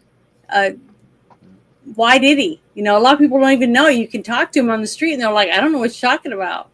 So I don't know. I feel like, in a way, the people that are on certain apps like Rumble, some on YouTube, people that are on Discord, people that are on X, and a few other apps are a little bit ahead of others about when it comes to the choices and why Donald Trump's making some of these choices and why he's doing it and why he's choosing certain people. Because I think we find out about a lot of it right off the bat because it's so fast and instantaneous on X and some of these other apps. And if you're on TikTok, you're basically not on there for politics. You're on there just to go swipe, swipe, swipe through all the videos that are stupid about pets and people's makeup and love lives and clothes and whatever else. But on X, it's a lot of things that have to do with a lot of different things around the world, not just, one or two little things, and Taylor Swift's new dress and stuff like that. I mean, if you want that, you go to Instagram, basically, or Snapchat. But I think we're lucky because right now we're able to see things that other people can't. I mean, I've been told that people in Canada can't even see half the stuff we see on YouTube, that they're censoring already. So we're lucky. I mean, we are lucky. As bad as we think it is, because we're used to freedom, it's going to get a lot worse if we don't start fighting for the little bit that we have and to get back some of the rights we've lost. So that's up to us. All you and I can do on this panel is to try to share some information and listen and read what some of our people, smart people in our chat, bring up all the time, and try to research it and look into it deeper and deeper as far as we can, and then share it with others and try to get more people to open their eyes and realize, that this is what this new team that's trying to come in is going to try to do for our country. They've done it. See, that's the thing. Look at the hate and stuff that Trump has went through. Even 4 years that he wasn't even president, he was slapped with everything you can think of. Slander, had his house raided, all these lawsuits. I mean, just tons and tons of stuff because they wanted him out. They wanted him out of the picture completely. Why? Because he brings us hope. He makes us want to fight for what's ours, which is our country. It's the American people's country. It doesn't belong to the government. It belongs to us. And he's trying to get us to see that it's us that can fight for it, and we can win if we stick together. We already did it in the landslide of votes that prove that we want Trump. And we want his team and his decisions to help us bring back our freedoms that we've lost. And I think we can do it. We just gotta stay on it. And I know people are sick and tired of listening to politics and stuff, but it will get better if we don't give up. We just got to keep fighting no matter what. And I think we'll win. I really do. But I'll shut up for a minute so you guys have a chance to say something. I'm sorry. I told you guys it's been what? I didn't do it last week, so it's like I've just been chopping at the bit. So anything you guys want to add? No, I'm good. I just, I don't have any problem with the H-1B visas being looked at. I like the idea of Vivek looking at possibly trying to enrich the country by importing good talent. But I think a lot of the problem is that a lot of people see this and they get a knee-jerk reaction like, hey, what about Americans? Well, it'd be great if we just had a level playing field where if you're a kid in Jersey and you're pretty decent at STEM and you were tested and we didn't add any points for you being from overseas or for your mother being a one-legged pirate hooker or whatever the fuck it might be, I don't give a fuck. If we just had a level playing field and went with straight meritocracy, I think we would have a much better chance of cultural survival.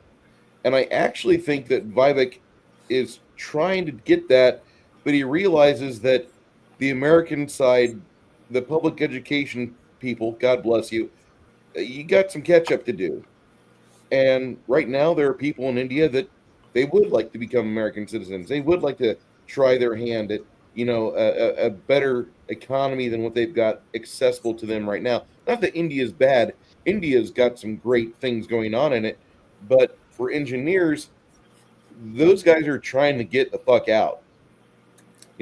There's other things you can do in India, be successful, but for the type of thing that what Vivek's looking for, Western civilization countries, primarily Western civilization, is going to be where those people find a home. And I don't see what they're doing is wrong. I do have a problem with Musk censoring things on Twitter, but it's his program, it's his baby. Literally, he's got his name on it. I go do what you do, Elon. I don't give a fuck. It's Friday, and to me, it's just like one extended Monday because I'm on duty this weekend. It's Saturday for me. Well, it's just like what you just said. I agree with you of a lot what you said, Bruce, is because if I owned a business and I needed to say 5 employees, why would I hire someone that's not qualified to come in and work for me? I want to make money. I want to make a profit and be able to pay my employees, but also pay my bills, right? You have to make a profit enough to pay your bills and then some after you've paid your employees, okay? And then you have to have insurance and lights and whatever else goes along with it. But you got to make enough money to actually have money left over to invest back into your business or to, work on things that break around your house and things like that. So to me, it's not common sense to bring people in that are not qualified for the job simply because I can pay them less money. Because when you pay someone less money and they're not qualified, you have worse products. right?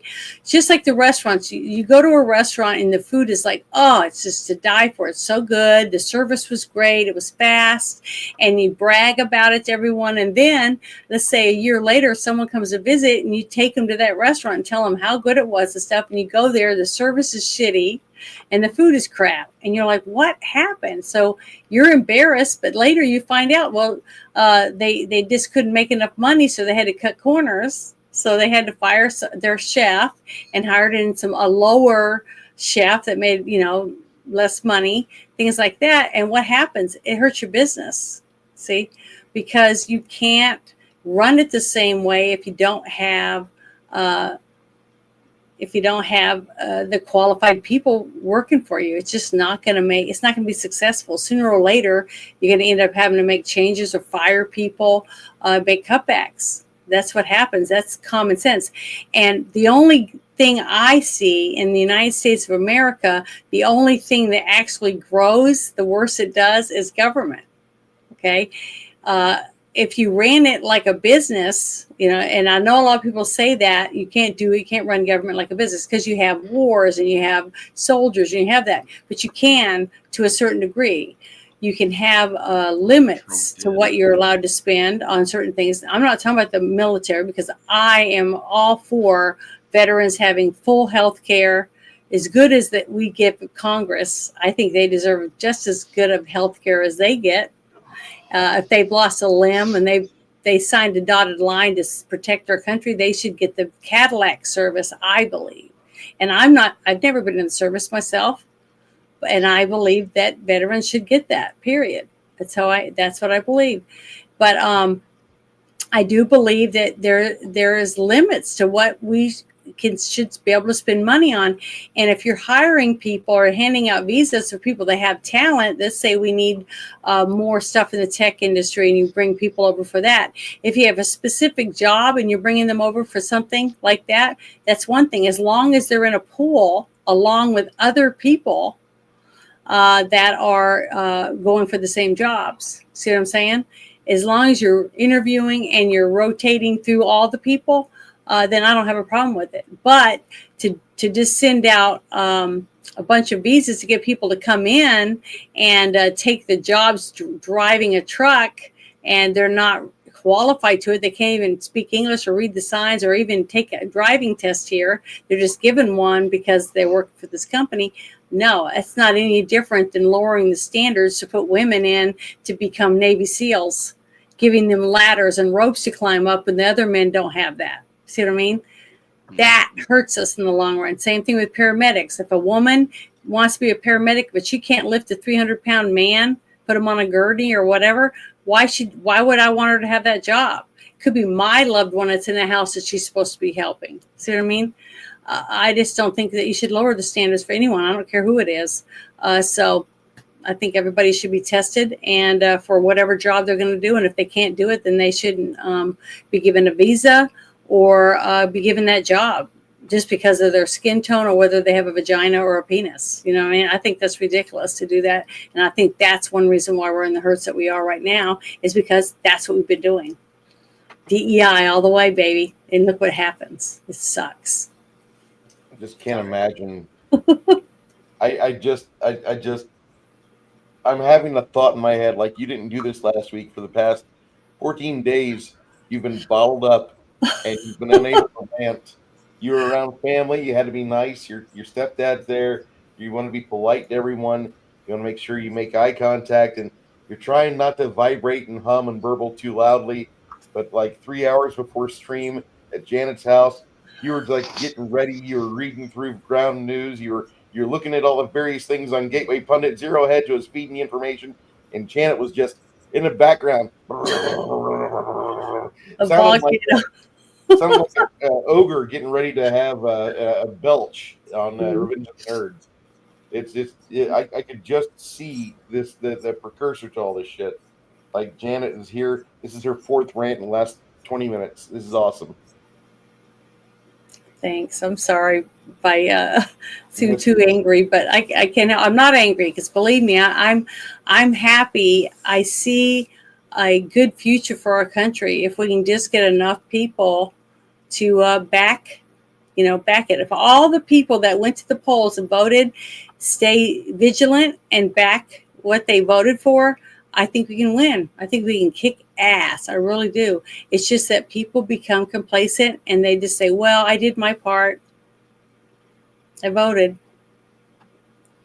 And then they get mad and wonder why it didn't work. Well, it doesn't work if people don't work and keep pushing it and make it work. You see what I mean? So I don't know.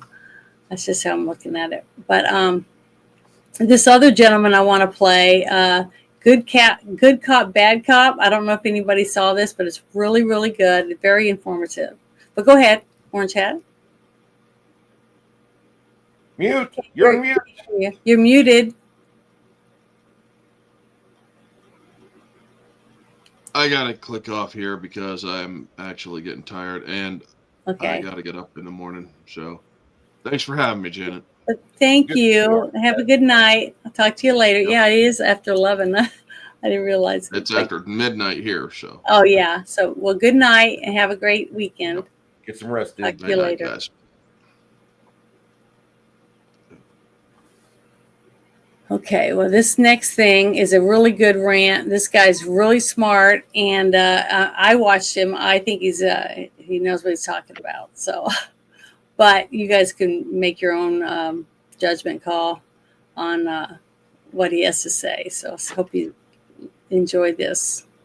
The bullshit narrative is falling down. How many people did the FBI have on the ground on January 6th? The reason this matters is because we told everybody that the FBI has become amazing at getting people to do illegal crap so they can make a certain public image happen.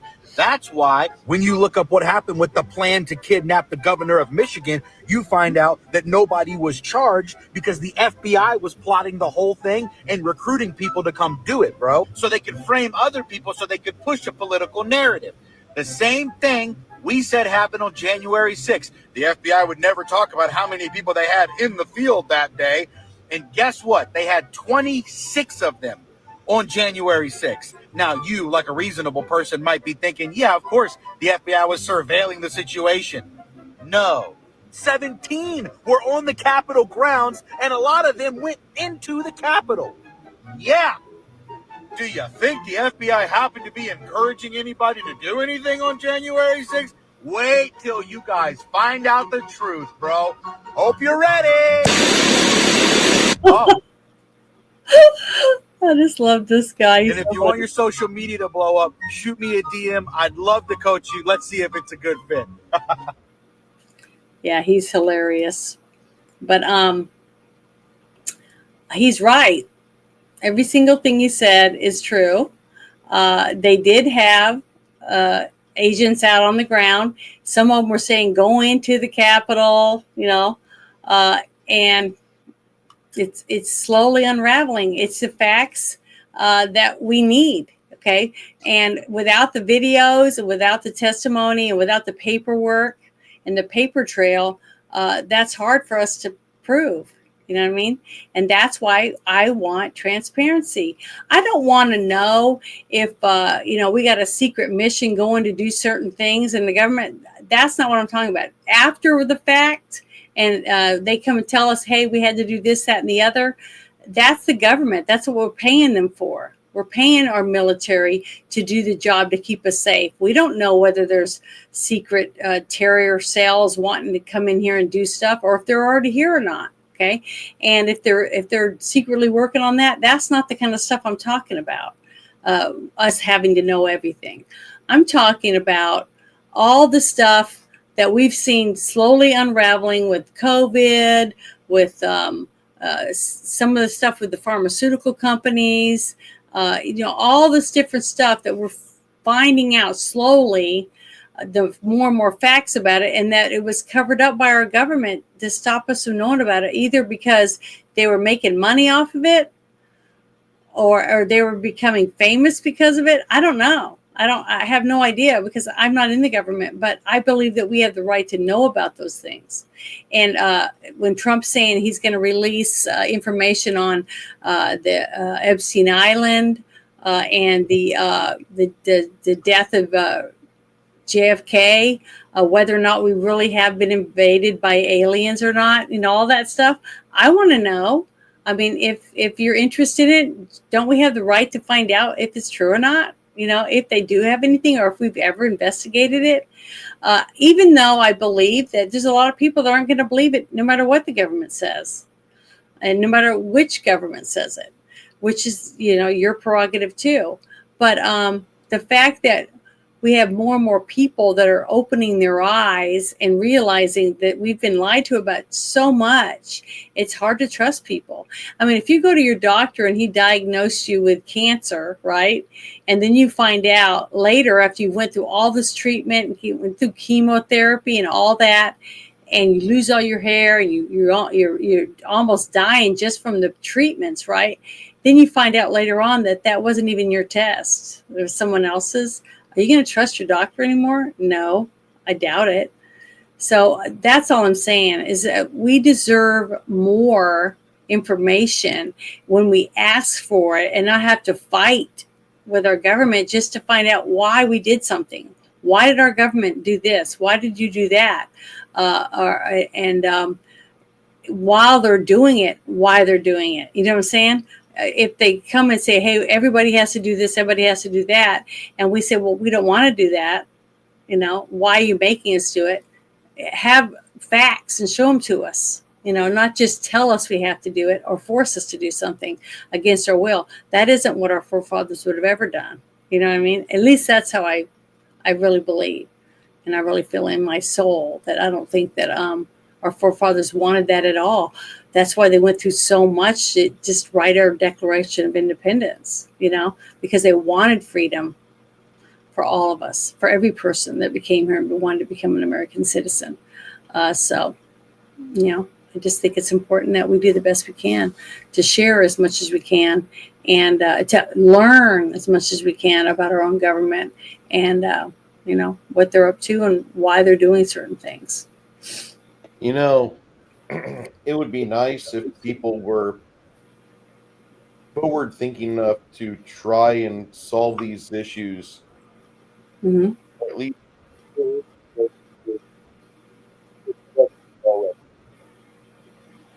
a lot of people don't. They don't think that far ahead.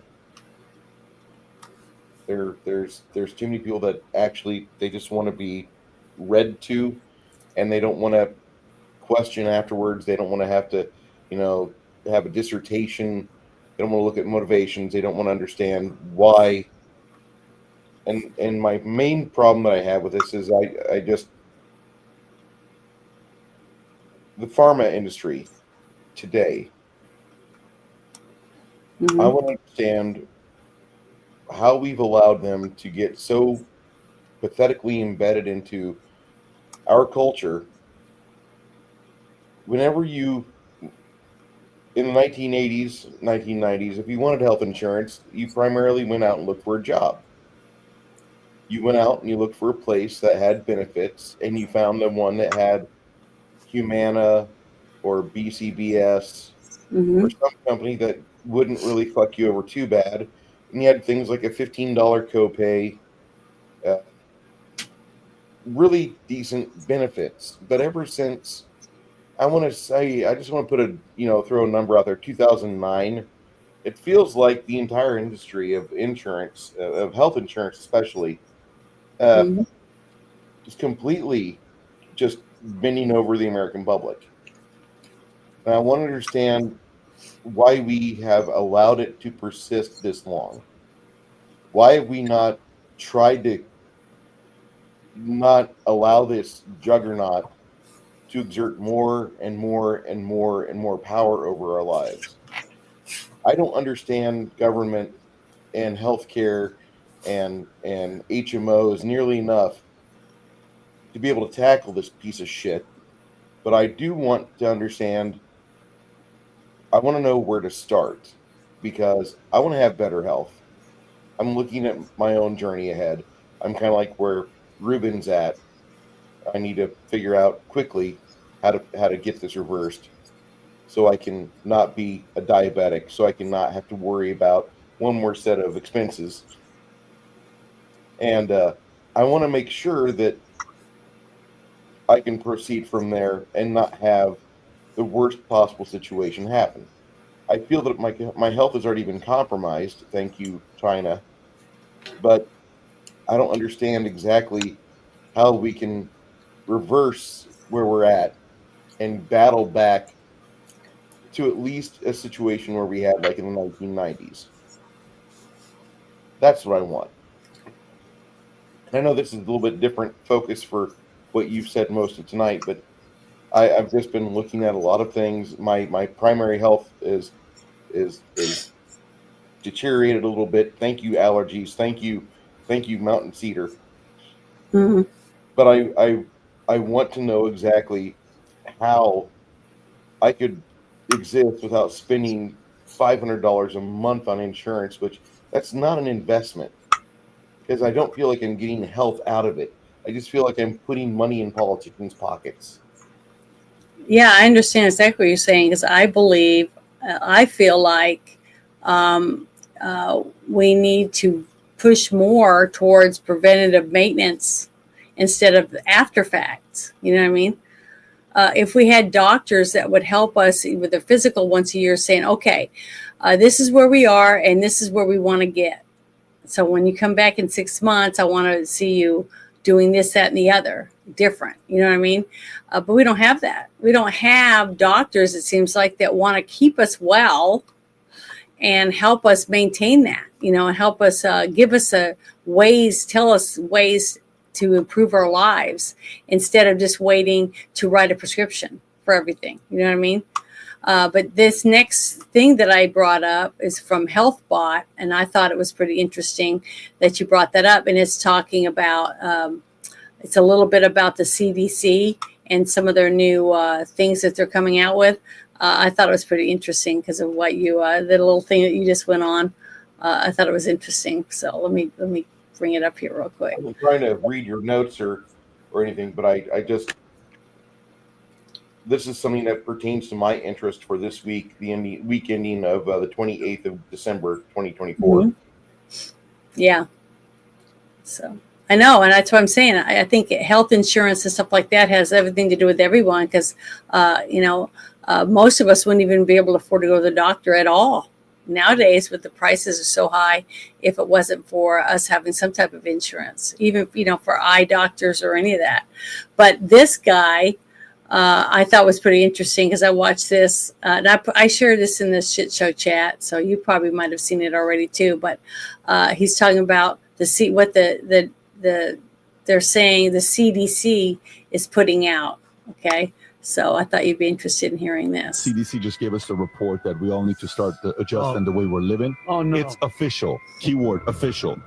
We can pretty much treat COVID like the flu now. What? And it gives you the guide. So no longer. CDC actually came out and told us it's no longer the COVID. It's now just the flu. CDC says people who test positive for COVID-19 no longer need to isolate for 5 days. Rather, the new guidelines state that people can return to work and normal activities as long as their symptoms are mild and improving, and they've been fever-free for a day. This change means the COVID guidelines are now similar to guidelines for the flu and other respiratory viruses. It's official. We can pretty much treat COVID like the flu now. You can now treat COVID like the flu. CDC just released that the virus has normalized after 4 years, and you are simply advised to just treat it with the same flu protocol that you would with any flu virus. They're saying it's still an important threat, but it is not the emergency that it once was. Guarantee you they're not going to stop the declaration of an emergency because they still want to get that money. What a scam. What a sham. I thought that was an interesting little tidbit of information that people should look in for themselves. Preventative maintenance to me is the smartest thing. Trying to take care of yourself, washing your hands, when you go out of the bathroom, things like that, or you sneeze or whatever, wash your hands. All the things that grandma used to tell us, or your mom, about washing your hands makes a big difference on spreading viruses and colds and things like that to keep us healthier. And drinking lots of water, just try to stay hydrated. That's really important for health. I really believe that vitamin C and vitamin D are the most important things that we should be making sure we're getting plenty of. And vitamin D you get from going in the sunshine. Go out in the sun, let your body produce natural vitamin D. I think that really will help you. But everyone should talk to their doctor about what's the best regimen for you, because all of us are different. We should all just ask our doctors, what do you recommend? If I want to, I don't feel like I have a lot of energy, or I'm not sleeping well, or whatever your symptoms are, and tell your doctor. You're already paying them. You're paying your insurance for them. Why not use them to help you feel better about yourself and the way you're living your lives, right? Yeah. I think that's a very good way to use your doctors for your benefit, because that's what they're for. They're there to make you healthier. And so use them. Make sure they make you healthy. That's what I was going to say. But yeah, I thought that was a very interesting thing about what the CDC said about, about basically treating your symptoms like you had the flu. And what would you do? You can even go to like Walgreens and CVS Pharmacy and talk to the pharmacists there too about what they recommend if you think you had the flu, and what's the best way to keep from spreading it or whatever else. And they'll be happy to tell you how to, what I do is I just keep wet wipes, the Lysol wipes, and I wipe my doorknobs. I try to do it every day if it's got a lot of people in there. And I just keep my counters wiped off, and natural stuff that you think would, keeping your dishes clean, things like that. And, try not to hang around with people that you feel might be sick or have a fever, because that to me is, a symptom. But what was funny, I remember one time when COVID first happened, I went to I was taking a relative to the doctor myself, and we were already having to wear masks then. And I remember going in, and they took that little thing and they put it on your forehead to see if you had a temperature. And I said, "What's this for?" And she said, "Well, to make sure you don't have a fever." And I said, "Well, what if you're coming to the doctor, wouldn't most of us have taken Tylenol or something anyways? So how would you know they had a fever?" She just looked at me and went, shrugged her shoulders. She didn't know what to say. But I just thought it was funny that they thought that would help, keep people from that were infected with something or whatever to come from coming into the doctor's office. And I'm like, everyone that's here is here because they're sick, right? Just like emergency room. I don't know. I just thought it was funny. But how dare you use common sense like that? I don't know why it popped in my head. It just did. But so what do you guys have planned? I know you said you have I'm gonna try to run the game tomorrow. You might be If working. I don't have to work, I'm gonna run a game. Yeah. I would like to say that I pulled up a screen from Amazon. Oh, I'll bring it up. Let me get it for you. Is that it right there? Weighted Wait. blanket. I'm trying to get it. Hold on. There we go. Oh, there it goes. I bought one of these about 2 weeks ago.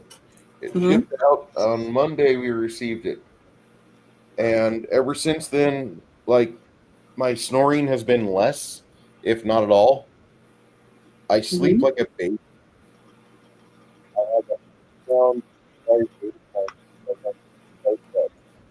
That way, the two of us, we have enough blanket to cover each other, and there's a little bit in the middle that you have as like extra if you need it. Mhm. But this is the greatest thing I could have ever gotten for myself, and my sleep has improved. I wake, I come out of sleep or out of a nap like a lot better rested. I can sleep on my back. Mhm. That right there, I haven't slept on my back since I had COVID. Is it from the mattress or what? What do you No, think it's it's from? just why? No, it's just that ever since I got COVID, like my lungs have been messed up. This here does something to me. It either takes out the anxiety issue Mhm. or whatever it is. It just makes you feel like there's a little bit of a hug going on. Oh, so you're talking about the comfort of the The comfort of blankets the blanket helps makes, you sleep more soundly and stay yeah, asleep. yeah. Well, I okay, actually that get makes better perfect quality sense. sleep, Mhm. and it weighs on you a little bit. It's 50 pounds, so I mean Yeah. it's a heavy fucking blanket, but it is the greatest thing I've ever done for myself in bed. And I would even say this is better than me buying a purple mattress. This is a great fucking investment for those of you that have sleep issues. I'm not a doctor by any means, but I would recommend if you can get a blanket that's weighted. It's got some heft to it. This one here is Mhm. the heaviest one out there, 50 pounds. Not going to be easy to move, I can guarantee that.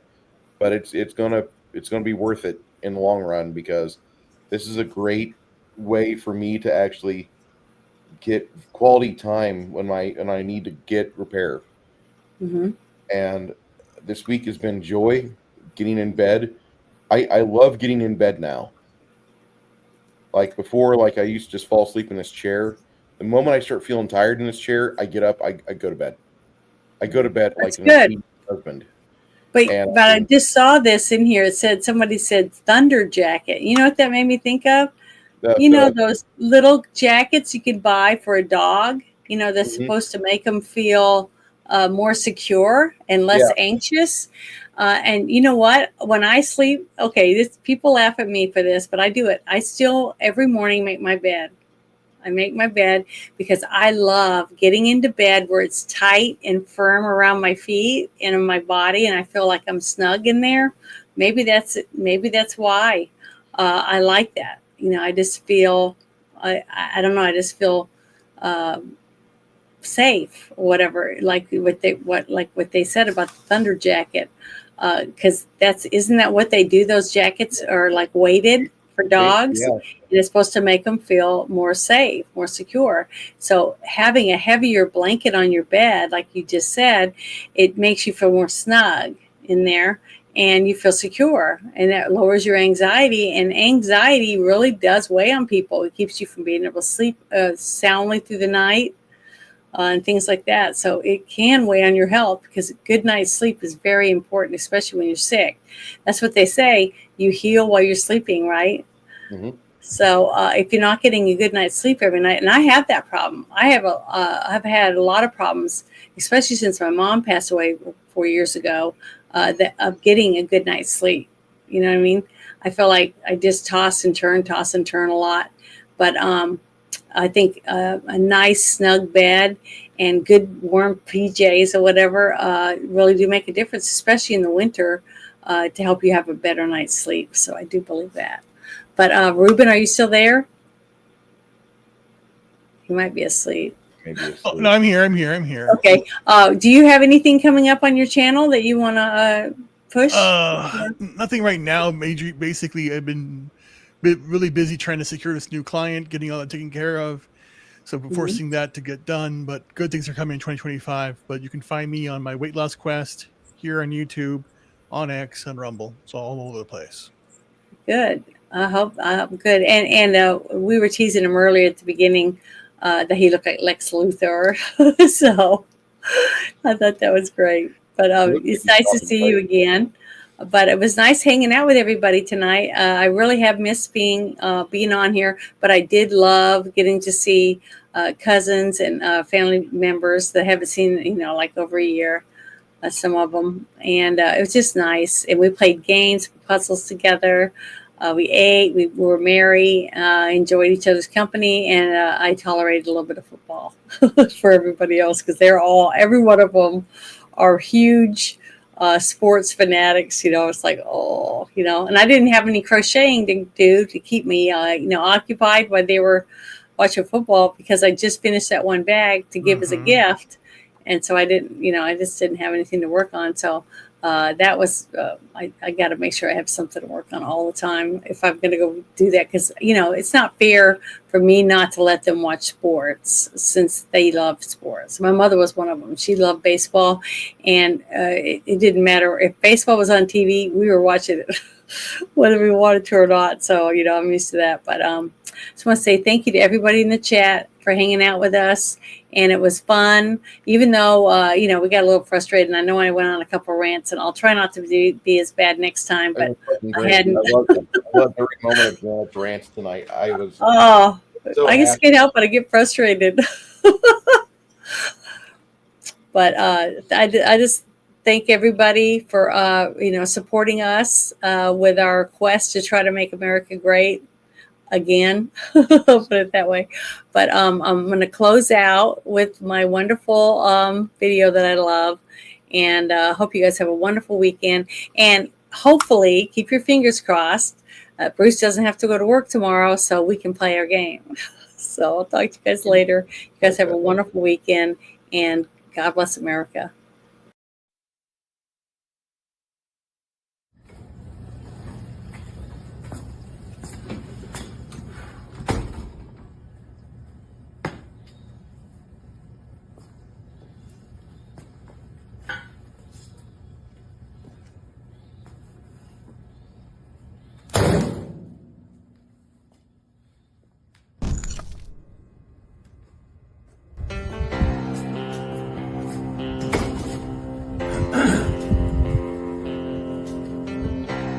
First off, let me convey to my family, friends, and supporters that now is not the time to gloat. We must remember that most of our left-leaning friends are good people who want the same things in life as we do, but simply think differently on how to get there. It is now time to be the bigger man, to extend an olive branch and unite all reasonable people of this great nation. God has blessed America, and together with President Trump, we will make America great again.